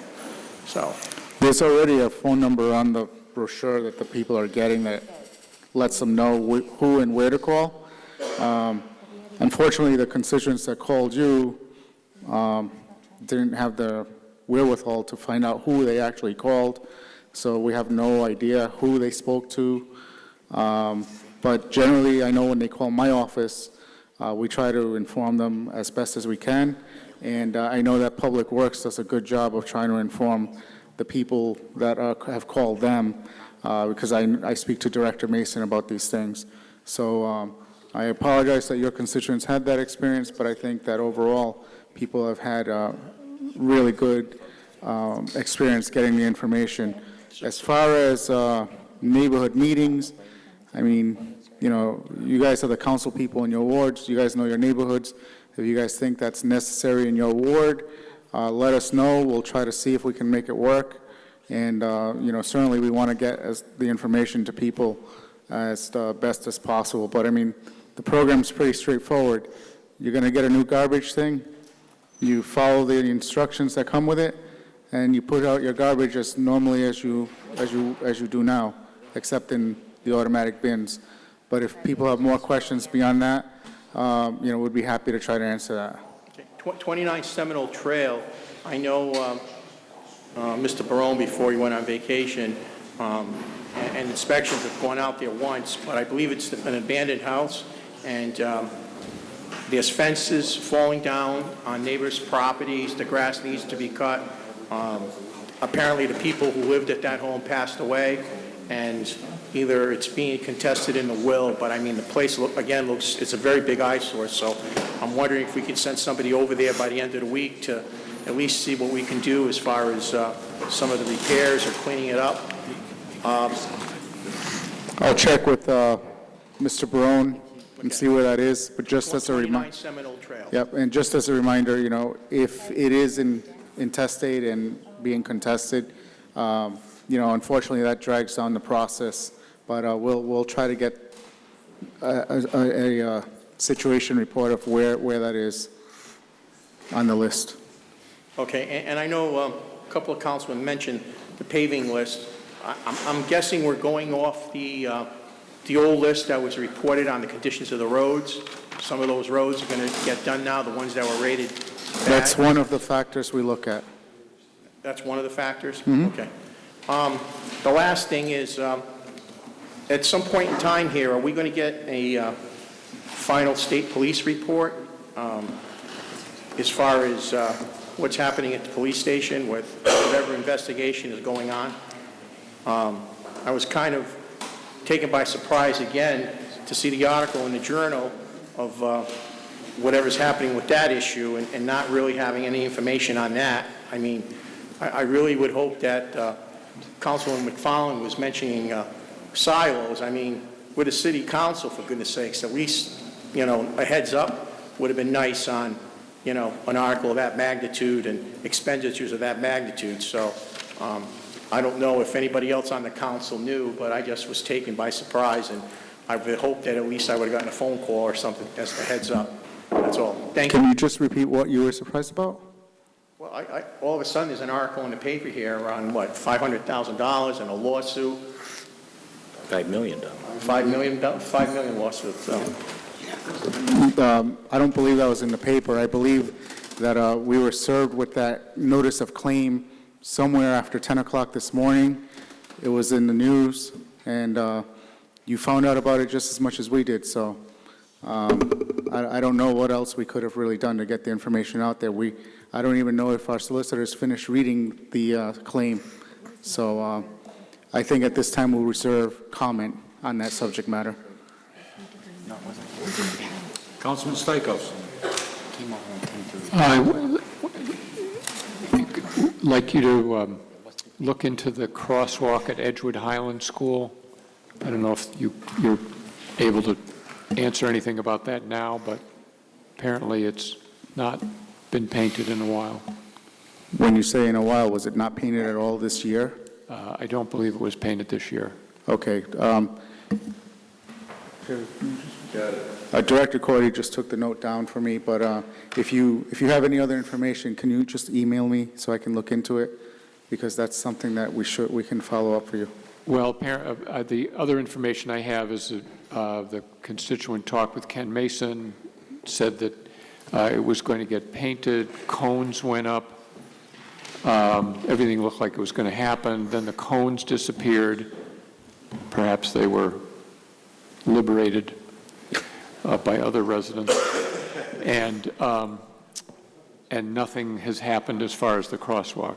Do you know how long ago that was? Yeah, it's about last couple of weeks. Yeah, I mean, I would imagine between the crappy weather we've had and, the timing, you've got to let the road dry. But regardless of the situation, we'll look into it and try to get that addressed for you, Councilman. All right, and then there's also the water source for the community garden. That's another issue that's, if there's any idea when Providence Water will be doing its work on that. Okay, we'll look into that as well. Thank you. Councilman Botts? Thank you, Council President.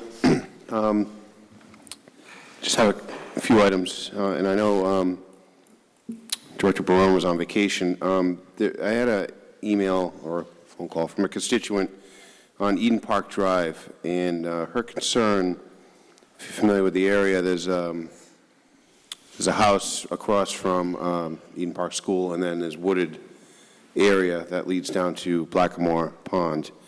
And her concern was there's a tree, and with a branch that's probably the size of a tree, that's overhanging the street, and I think she's a renter, so it's not her property, but her concern is that tree probably needs to be trimmed, but I'm unsure who owns that property, the wooded area, if that's city land or if that's state land. And I don't know if someone can... Did you say Mr. Brown already has it? I sent him an email. I know he's on vacation. He's probably playing catch-up, but I haven't gotten a reply yet, so I just wanted to bring that forward. Today's his first day back, so I'll make sure he follows up with you. Okay. And also, I don't know if you have a contact at the state regarding the Reservoir Ave construction over near Calat Tars, but they're killing our Ward 2 residents between Providence Water and the paving, the job that they left, and the metal plates that they currently have in place for the construction they're doing. But I know I make the mistake every day of coming up Route 10, and if I come up that exit instead of looping around towards CalArt, it's a killer over there. And I don't know if there's anything they can do about the bumpiness of the temporary plates they're leaving, but I know it might be...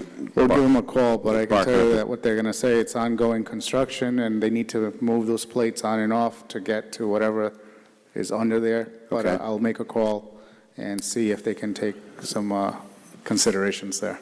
Yeah, it's just, I know, it's tough to do, but anyway. And then the Wall Street and Park Ave, the crosswalks and the bricks, I know we spoke about that earlier this month, and I'm just hoping that can be... I believe Director Mason is following up on that. Okay, thank you. That's all I have for the administration. I just have a couple other items, too. Thank you. I wish Mr. Boisvert didn't leave, because I wholeheartedly agree with him on the fact of this, and I know I tried to champion this last year with the food truck ordinance. I mean, to look at this appeal, and we're drawing lines on a map, and we're off by a couple feet, and this is just a hot dog vendor outside of a Lowe's that, if you go to any Lowe's or Home Depot, anywhere and I've been to, they always have a hot dog cart out there, and it's ridiculous that we have to go through this machination of appeals for just a hot dog cart, because they might be within 1,000 feet of not only a restaurant, but a supermarket or anything else, because of the vagueness of the itinerant food vendor law. This really should be looked at. Again, I just think it's anti-business. He does have a point. They don't want to drive their food trucks in front of restaurants, and frankly, this isn't even a food truck, it's a cart. So, again, maybe I'll take a look at it again, maybe we can all take a look at it again, but again, it just seems like something that's, we want to say Cranston's open for business, but it's a very anti-business stance, and I think we should be encouraging these mom and pops to be able to sell the hot dogs or whatever else they want to sell. Obviously within reason, with the laws we crafted, and inspections and that sort of thing. But anyway, and my only other item is my heart goes out to the family of that 10-year-old boy that was hit by a car in front of Benny's on Saturday. And I know the last item I had was he was in critical condition. And I hope he's recovering, and my prayers go out to them. So thank you. Councilman Arquette. Thank you, Council President Lanny. I want to concur with Councilman Botts. I'm glad he brought that up. My heart also goes out to the family. It's a sad, sad tragedy when a young child gets hurt like that. But I just want to follow up where Councilman Aceto left off, through the chair to the administration. To this point, everything that's happened in the police department, we do not have a concise written report. Does the police department plan on forwarding a report to the administration and the council?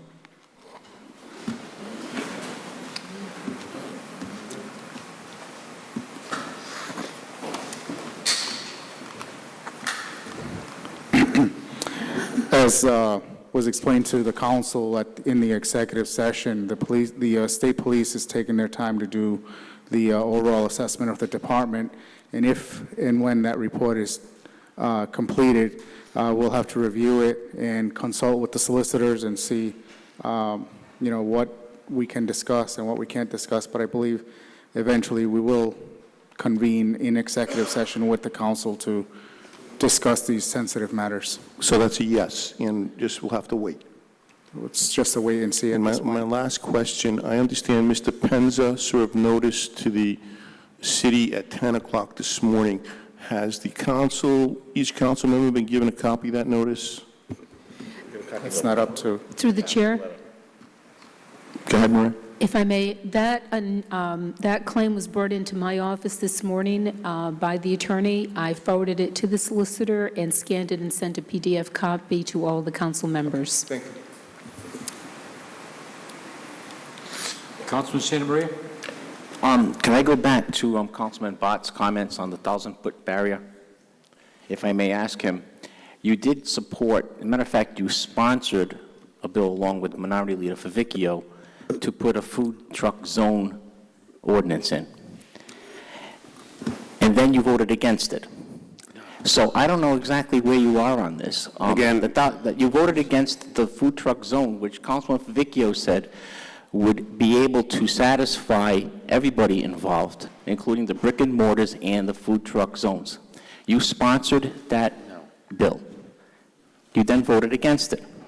So, do you want a food truck zone or not?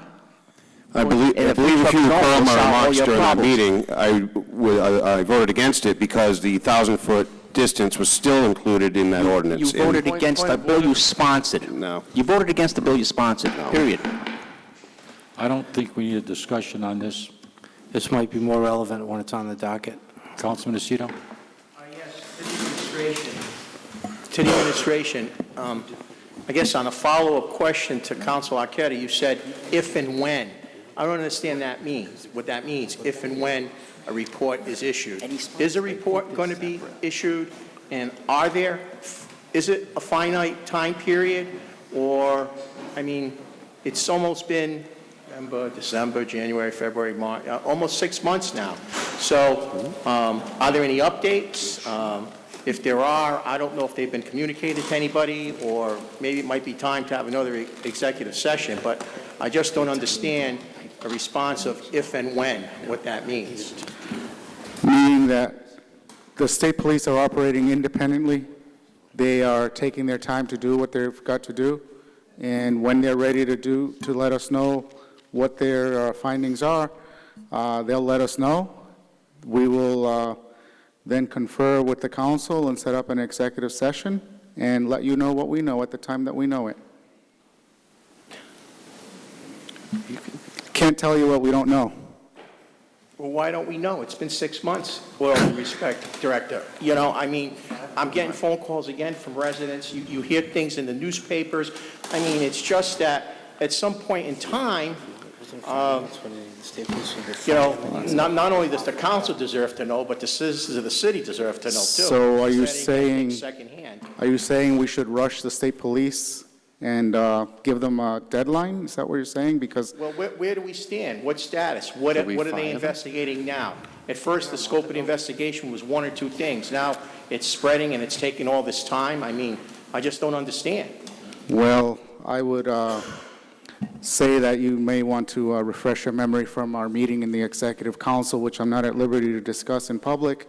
And I think the attorney and Colonel Barry covered the subject matters that they're looking into. So, again, I can't tell you what we don't know, and we certainly aren't going to intervene in the independence of this investigation.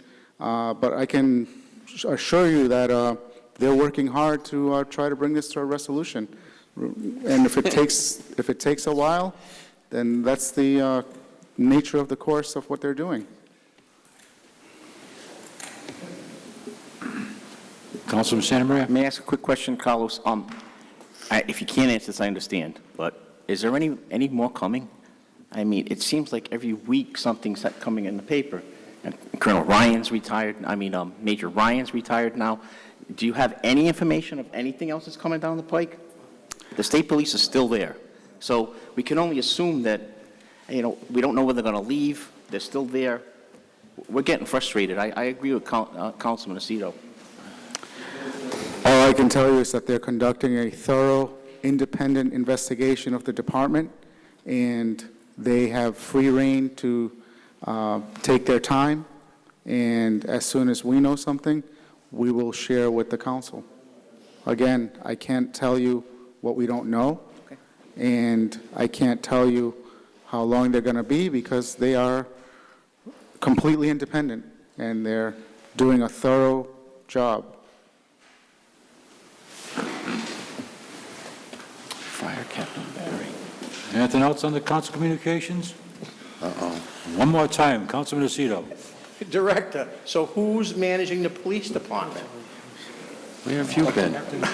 Who's managing the police department? I mean, Captain Barry. Can I just bring up something? I mean, honestly, the state police was here in an executive session less than a month ago, and you didn't take this type of aggressive attitude with the colonel. The next time he's here, I welcome you to do that with him, although I don't think you will. the colonel's not But I don't the know- CEO of the city of Cranston. The mayor is. But you're And the asking questions administration about- represents the mayor. You're asking- So when you're is asking the administration director- going to give us a report? You're asking the director about an investigation that he knows nothing about. And while the person was here, you didn't take that tone with him, nor that line of inquiry with him.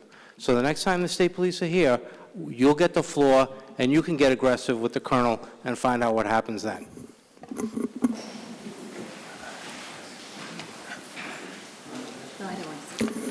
Any other discussion? Council President, just real quick. Councilman? If the administration would just note our frustration on this, when our constituents ask us a question, we go, I don't know. That's not what they want to hear from their councilman. And we don't know. We're telling them the truth. We don't know. Just note our frustration and don't say, tell it to the colonel. You're afraid to tell it to the colonel. Note our frustration that we can't give answers to our constituents. That's all we ask. I can understand your frustration. I feel it too, and so does the administration. But with all due respect to all the council, I know the difference between a question where the person wants an answer and a question where the person wants to know that he asked the question. And I don't think the questions asked tonight, everyone knew what the answer was. They were for the purpose of asking the question time and time again. For what purpose, I don't know. When very well 4 or 5 weeks ago, we had the state police that instructed us on how this investigation is going and what's to be done. And everyone was on the same page. I don't know what has changed or who has changed, but I don't see this council taking this attitude with the administration very helpful to anything. Councilman Vivekio. Thank you, Council President. Through the chair to Councilman Aceto, maybe you want to fire Captain Barry now that you're not satisfied with the job he's doing. I mean, the council voted on a resolution. Words didn't come out of my mouth, Councilman. Well, no, I know that, but you're frustrated with the. If and when the time comes, just like the administration says. If and when. Let's not take pot shots at each other. It's getting late. Do that in committee meetings when nobody's around. Any other questions? Hearing none, I close this portion of council communications. Now we have to go back to safety services. Solicitor Kirschenbaum, have you? Yes, I met with Mr. Petracca and Miss Silva? Sylvia or Silva? Silva, I'm sorry, who represents the applicant. And we understand that there are two disputes currently. There's a dispute about the auto sales, and there's an upcoming dispute about the auto body repair. What I've been able to understand, which both people are in agreement with, I think, that the applicant will not perform repairs other than on cars that he sells himself, okay? And that there is a dispute surrounding what the hours of operation are going to be on the weekend. Mr. Petracca claiming that there's a neighborhood issue, and Ms. Sylvia claiming that, rightly, that she may have the zoning to do that in that particular zone. So what I would suggest in the interim is perhaps the hearing on service is going to happen on June 2nd. So what I would say, and just to preserve the status quo, because I would like just some of their zoning to be confirmed. Just have an update on that. Okay. We do have a zoning certificate. Apparently, he submitted it with Okay. this stuff. I don't have a copy on me, but Okay. So just in the nature of keeping the status quo, I would suggest by the council that this person be permitted to open, perhaps only on a Saturday for now, and to continue the rest of the objections and arguments until June 2nd at the next hearing. Realizing, of course, that the applicant cannot do any kind of auto body repair until this committee approves that particular license and the inspections have taken place by the city. I don't know. The hours on a Saturday, I think, are up to, I couldn't get conformity on that. Councilman Santa Maria? Council President, so we should recommit this back to safety services, or do we take this off the docket completely? Are we? I'd like it to for the council to at least to partially give the applicant some relief in terms of conducting auto sales. I would leave it up to the council to talk about the weekend. Of course, service is not up until the 2nd. Council President, I prefer doing it back in committee in the proper forum. We control the hours. I would make a motion to recommit. All right, motion been made to recommit. Under discussion, Councilman Favecchio. Council President, thank you. I disagree with recommitting. We approved the license transfer in full. Now it's here on an appeal. Now we're going to recommit it or restrict it. I understand, aren't the hours of operation a little bit different issue than the actual transfer of the license and the ability to operate? That's through the chair to the solicitor. Yes.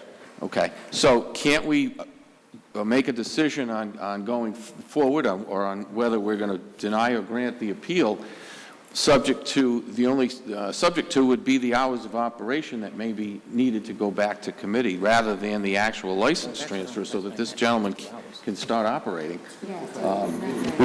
I guess we could grant it with some restriction on the hours until that issue is fully resolved. Tonight? Yeah, I don't see why otherwise we're reversing our decision, aren't we? No, well, Councilman Santa Maria. I respectfully disagree. It's approved for the applicant at the hours they are now. So if you want, do you want to change the hours? We need to do that back in committee. Unless you want to change them here, we can change them here, but they've been approved for the hours. They haven't been aggrieved. They've been approved for the hours in committee. Yes, Council Vice President. So we've already approved it. If we recommit it, we're not taking the approval away. No, we're not. We're just sending it back to committee. Is that correct? Or I'm just confused as to how the process works. This is the first one we've gone through. So if we could just get the solicitor to tell us what the proper form is so we don't talk about it for an hour. The decision, I wasn't at the safety services, but I understand the decision of the committee was to grant the license and to approve it, okay? I don't see any basis, except for one, well, we'll talk about that in a minute, any basis right now to not approve the transfer of the license, okay? The issue that we could stay here all night about, I think, and next week about, is really the same issue. And those are the hours of operation for the sales and the service on the weekend. I think that just talking with them both, that's the main bone of contention.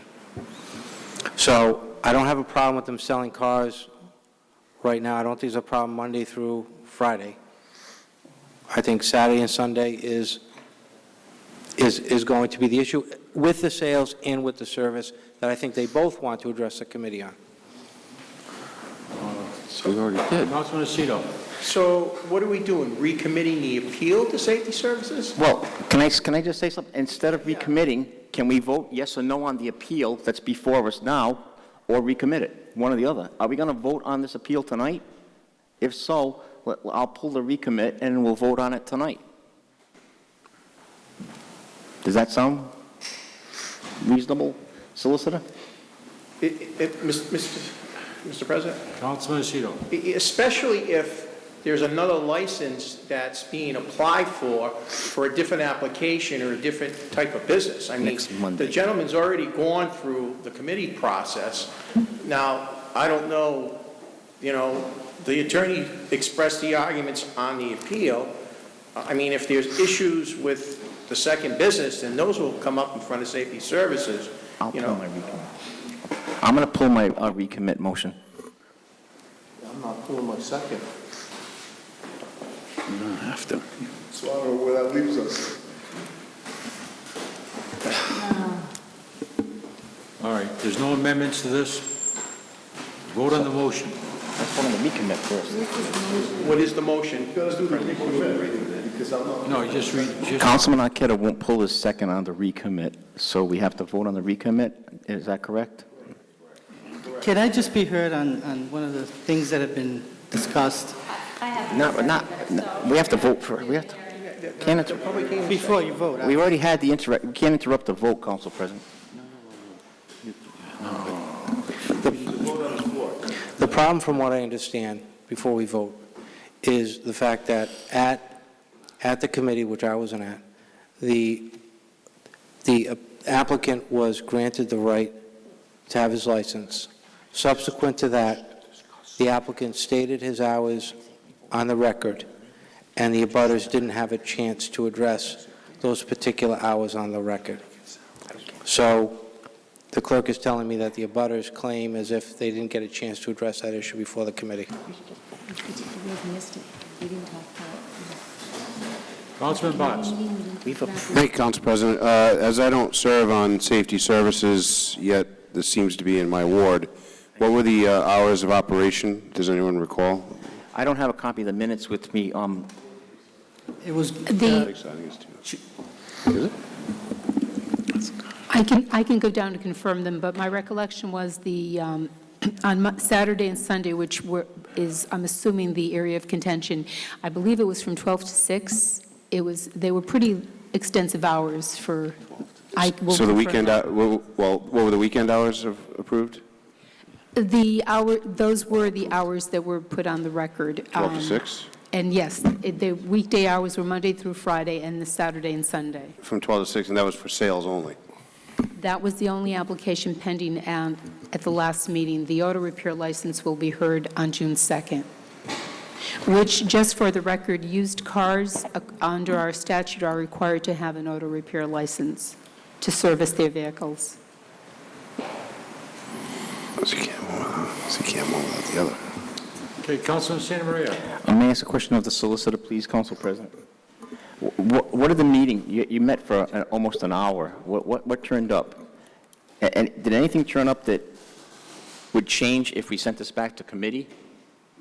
It sounds like no one's moving on their positions. Well, it's tough because I think that, we had a good discussion. I think, both sides were acting reasonably.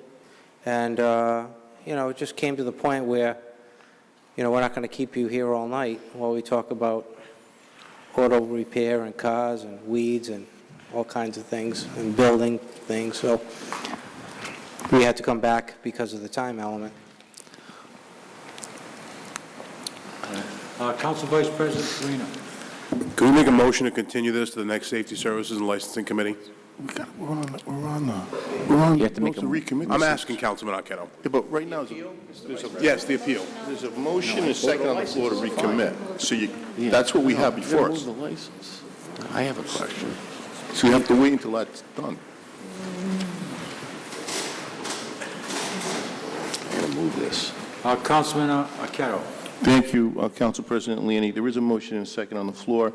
I just would like to say that there's a reason why we should send this back to committee, and Councilman Botts proved it, because there's a lot of unanswered questions still on this issue, and I think we need to discuss it a bit more. I'm sure those members who didn't serve on the Safety Service Committee have questions about this establishment. So I think in all fairness, we need to discuss it a bit more. So I'm in favor of a motion to send it back to committee, Safety Services. We can iron this out for, try to make an equitable solution for everybody involved.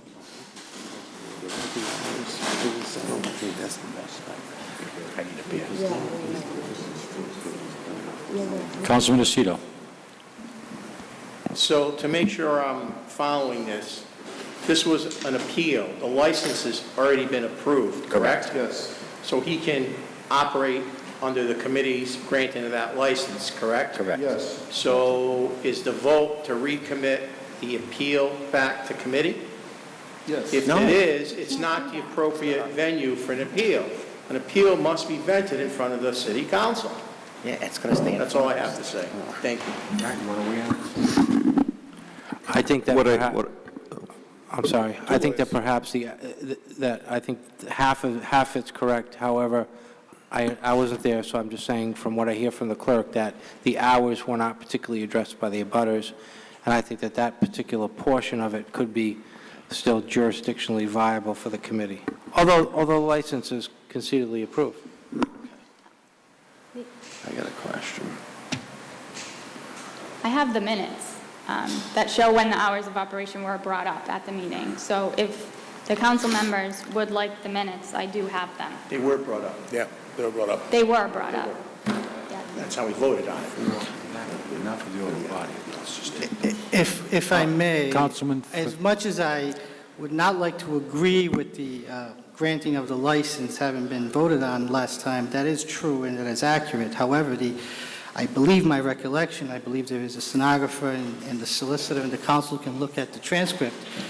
The applicant expressed his desired hours of operation and included Saturday and Sunday from 12 to 6. We approved. However, we got bogged down in some heated conversation as to whether the establishment should be there to begin with, and I believe there were a number of people that were objecting to it. And that particular issue about the actual hours of operation were not open for public discussion, and I don't believe that the committee discussed that. And as a matter of fact, I believe I raised that issue, perhaps a bit temperamental at the end, and of course, that didn't work well for me. So that's why I'm now here before you in a more calmer fashion, trying to at least attempt to have you consider the times of operation for the weekend. And I think that my summary of what occurred is accurate as an officer of the court, and I believe I would like to hold that as pretty accurate. Through the chair? Yes. If I may, for the record, I wish to respond to the attorney's comment that she has the minutes. I'm not sure where she obtained them from. Those minutes are in draft form. They have not been approved, and they are not official. They were not sent out by me. I will try to find out how you obtained them. I'm not sure how we obtained them. I wasn't aware they were draft, so I wouldn't have presented them. They're not posted online. They're not available yet.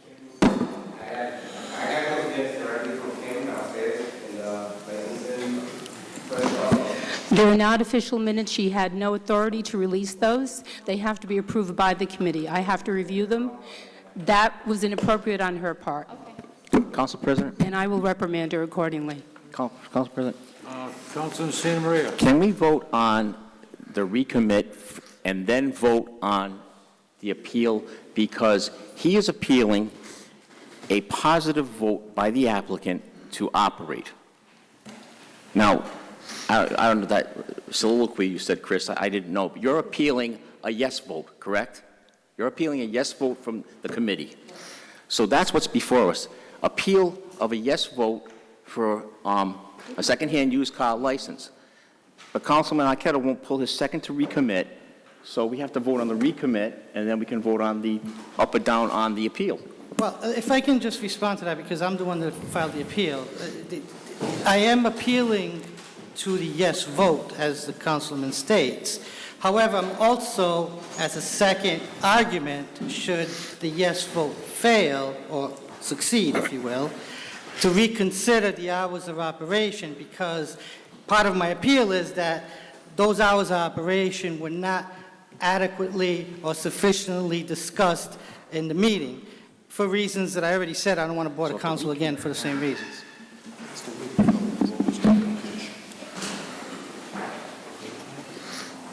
So if the recommit, Gabish? I don't see how we can recommit it on the whole issue.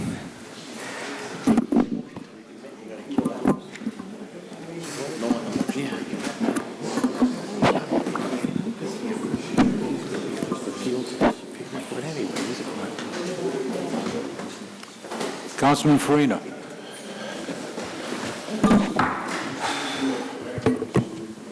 We're still on this, Councilman Vice President Farina. I mean, do we need to move the question on Councilman Arquette's vote to recommit? All right, we're going to have 3 votes then. We're going to have a vote on move the question. Go ahead. Yep. Move the question at this point? Yes, I moved your question, so we can just vote on it and then... Well, I have a point of order, though, on that. Just For the record, Move the question is non-debatable. Non-debatable. for clarification, I would ask the stenographer if he could read back the last motion. I can state it again. I would like to make a motion to move the question from Paul Arquette regarding recommitting the bill back to the Safety Services Committee. Just recommitting, no specific grounds for recommitment. Well, we're voting to move the question first. Okay.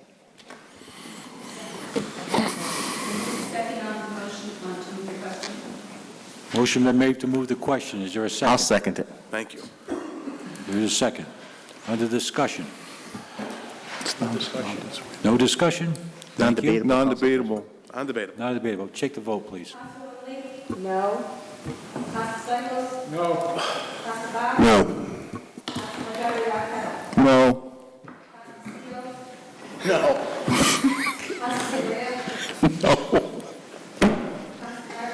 No, might as well make it unanimous. I'm leaving you guys figure this out. No. Continue discussion then. No. So back on recommittal at this point. Yes. Fuck me. You guys are in the quandary. Back to square one. All right, now we're back to square one again. Councilman Aceto. I'm going to make a motion to deny the appeal. There's a motion on the floor at this time. There's a motion on the floor. We need to vote on the recommittal or stay here till midnight, one or the other. So what's the motion? No, we voted to move the Now we have to question. vote on the, I voted to move the question, Councilman. You all said no. Now we're voting on recommittal. If we ever get there. now we're voting on the recommittal. Right. Is there any discussion? Keep your hands down. Thank you. Clerk, please take the roll. No. No. Yes. No. No. No. No. No. So it's before us. No. It's before Now us. we're waiting. Now it's an appeal of the actual, Motion to deny the appeal. Second. Motion made in second, and to deny the appeal. Any discussion? Point of information? Point of information, Councilman So a Arquette. yes vote denies it and a no vote doesn't deny it. Is that correct? That's correct. Okay. Say that again? Yes is a no. Hang on. Yes. Oh, wait. I'm making the motion to deny because the business cannot operate without the corresponding license for car repair, which will be before us on June 2nd at the Safety Services and Licensing Committee. At that meeting, we will discuss all these wonderful things and get this ironed out. I agree. Because, Councilman Botts. Because as the clerk mentioned, I believe one cannot operate without the other. So therefore, you can debate the hours of operation at the next meeting. Correct. So it's kind of a safeguard there. Correct. Deny the Both those licenses should have been presented to us at that last Safety Services meeting. They weren't. They will be at the next one, hopefully. Now, where are we on the vote? We're going to vote on denying the appeal. You're done? Okay, clerk, please take the roll. I'm voting yes to deny. Thank you. Yes. No. Yes. Yes. Yes. Yes. Yes. Okay. Now we're on. I'd like to remind the gallery that nothing is settled. All we did was deny the appeal. We'll have to hear the second phase of this in June. It's just a week away. Yes, Councilman Botts. I'd just like to know, I'll be out of town on Monday, and I would just like to voice my concern about those Sunday hours, and I hope the committee takes it up. I do understand the residents' concern about the Sunday hours, and I would hope the Safety Service Committee does their due diligence on that. Thank you. We could make them stay 1,000 feet away if you wanted to. Councilman Arquero. Thank you, President. Just for clarification, my Councilman Ward 2, Mr. Botts, this is Ward 3. It's right on the line, but it falls in Ward 3. This is a Ward 3 issue. That's why I was supporting my constituency. But it's right on the line. All right. Let's not get territorial here. Any other discussion? Now we move on to old business. There's no old business this evening. Introduction of new business. Will the city clerk please read the new business? Are we good? That's okay. Are we done with in-town now? Yeah. Sometimes logical. Proposed ordinance 5-14-01, an amendment of Title 10, Chapter 32 of the Code of the City of Cranston, 2005, entitled Vehicles and Traffic.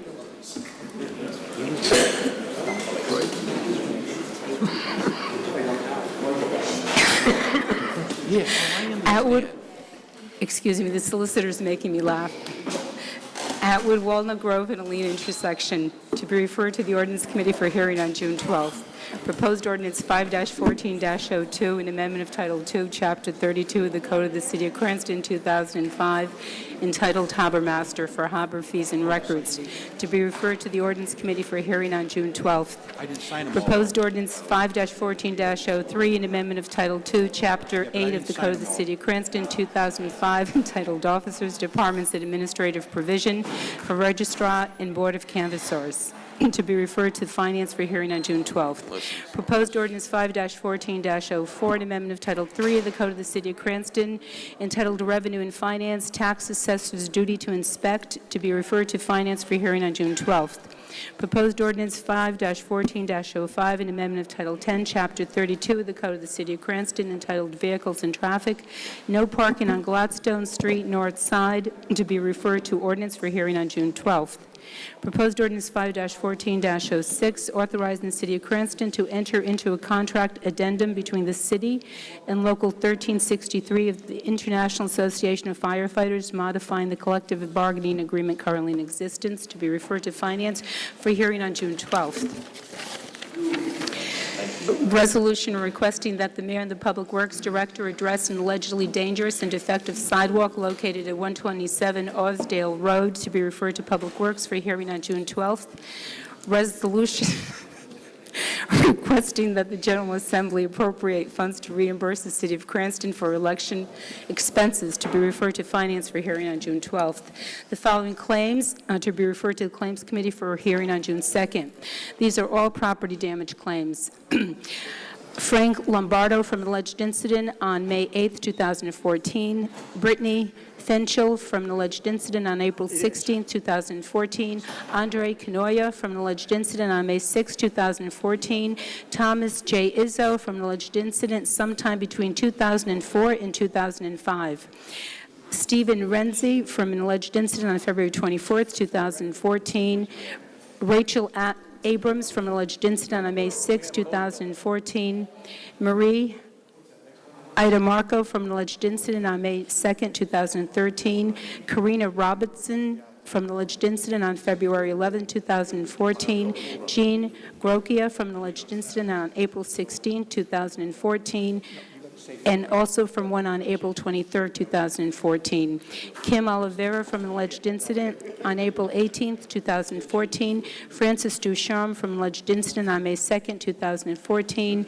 And Luigi Cacchetti from an alleged incident on April 16, 2014. And that's all I have. Thank you. That was a mouthful. Is there a motion to refer all matters as read by the city clerk? Motion made and second. Any discussion? Hearing none. Clerk, please take the roll. Yes. Yes. Yes.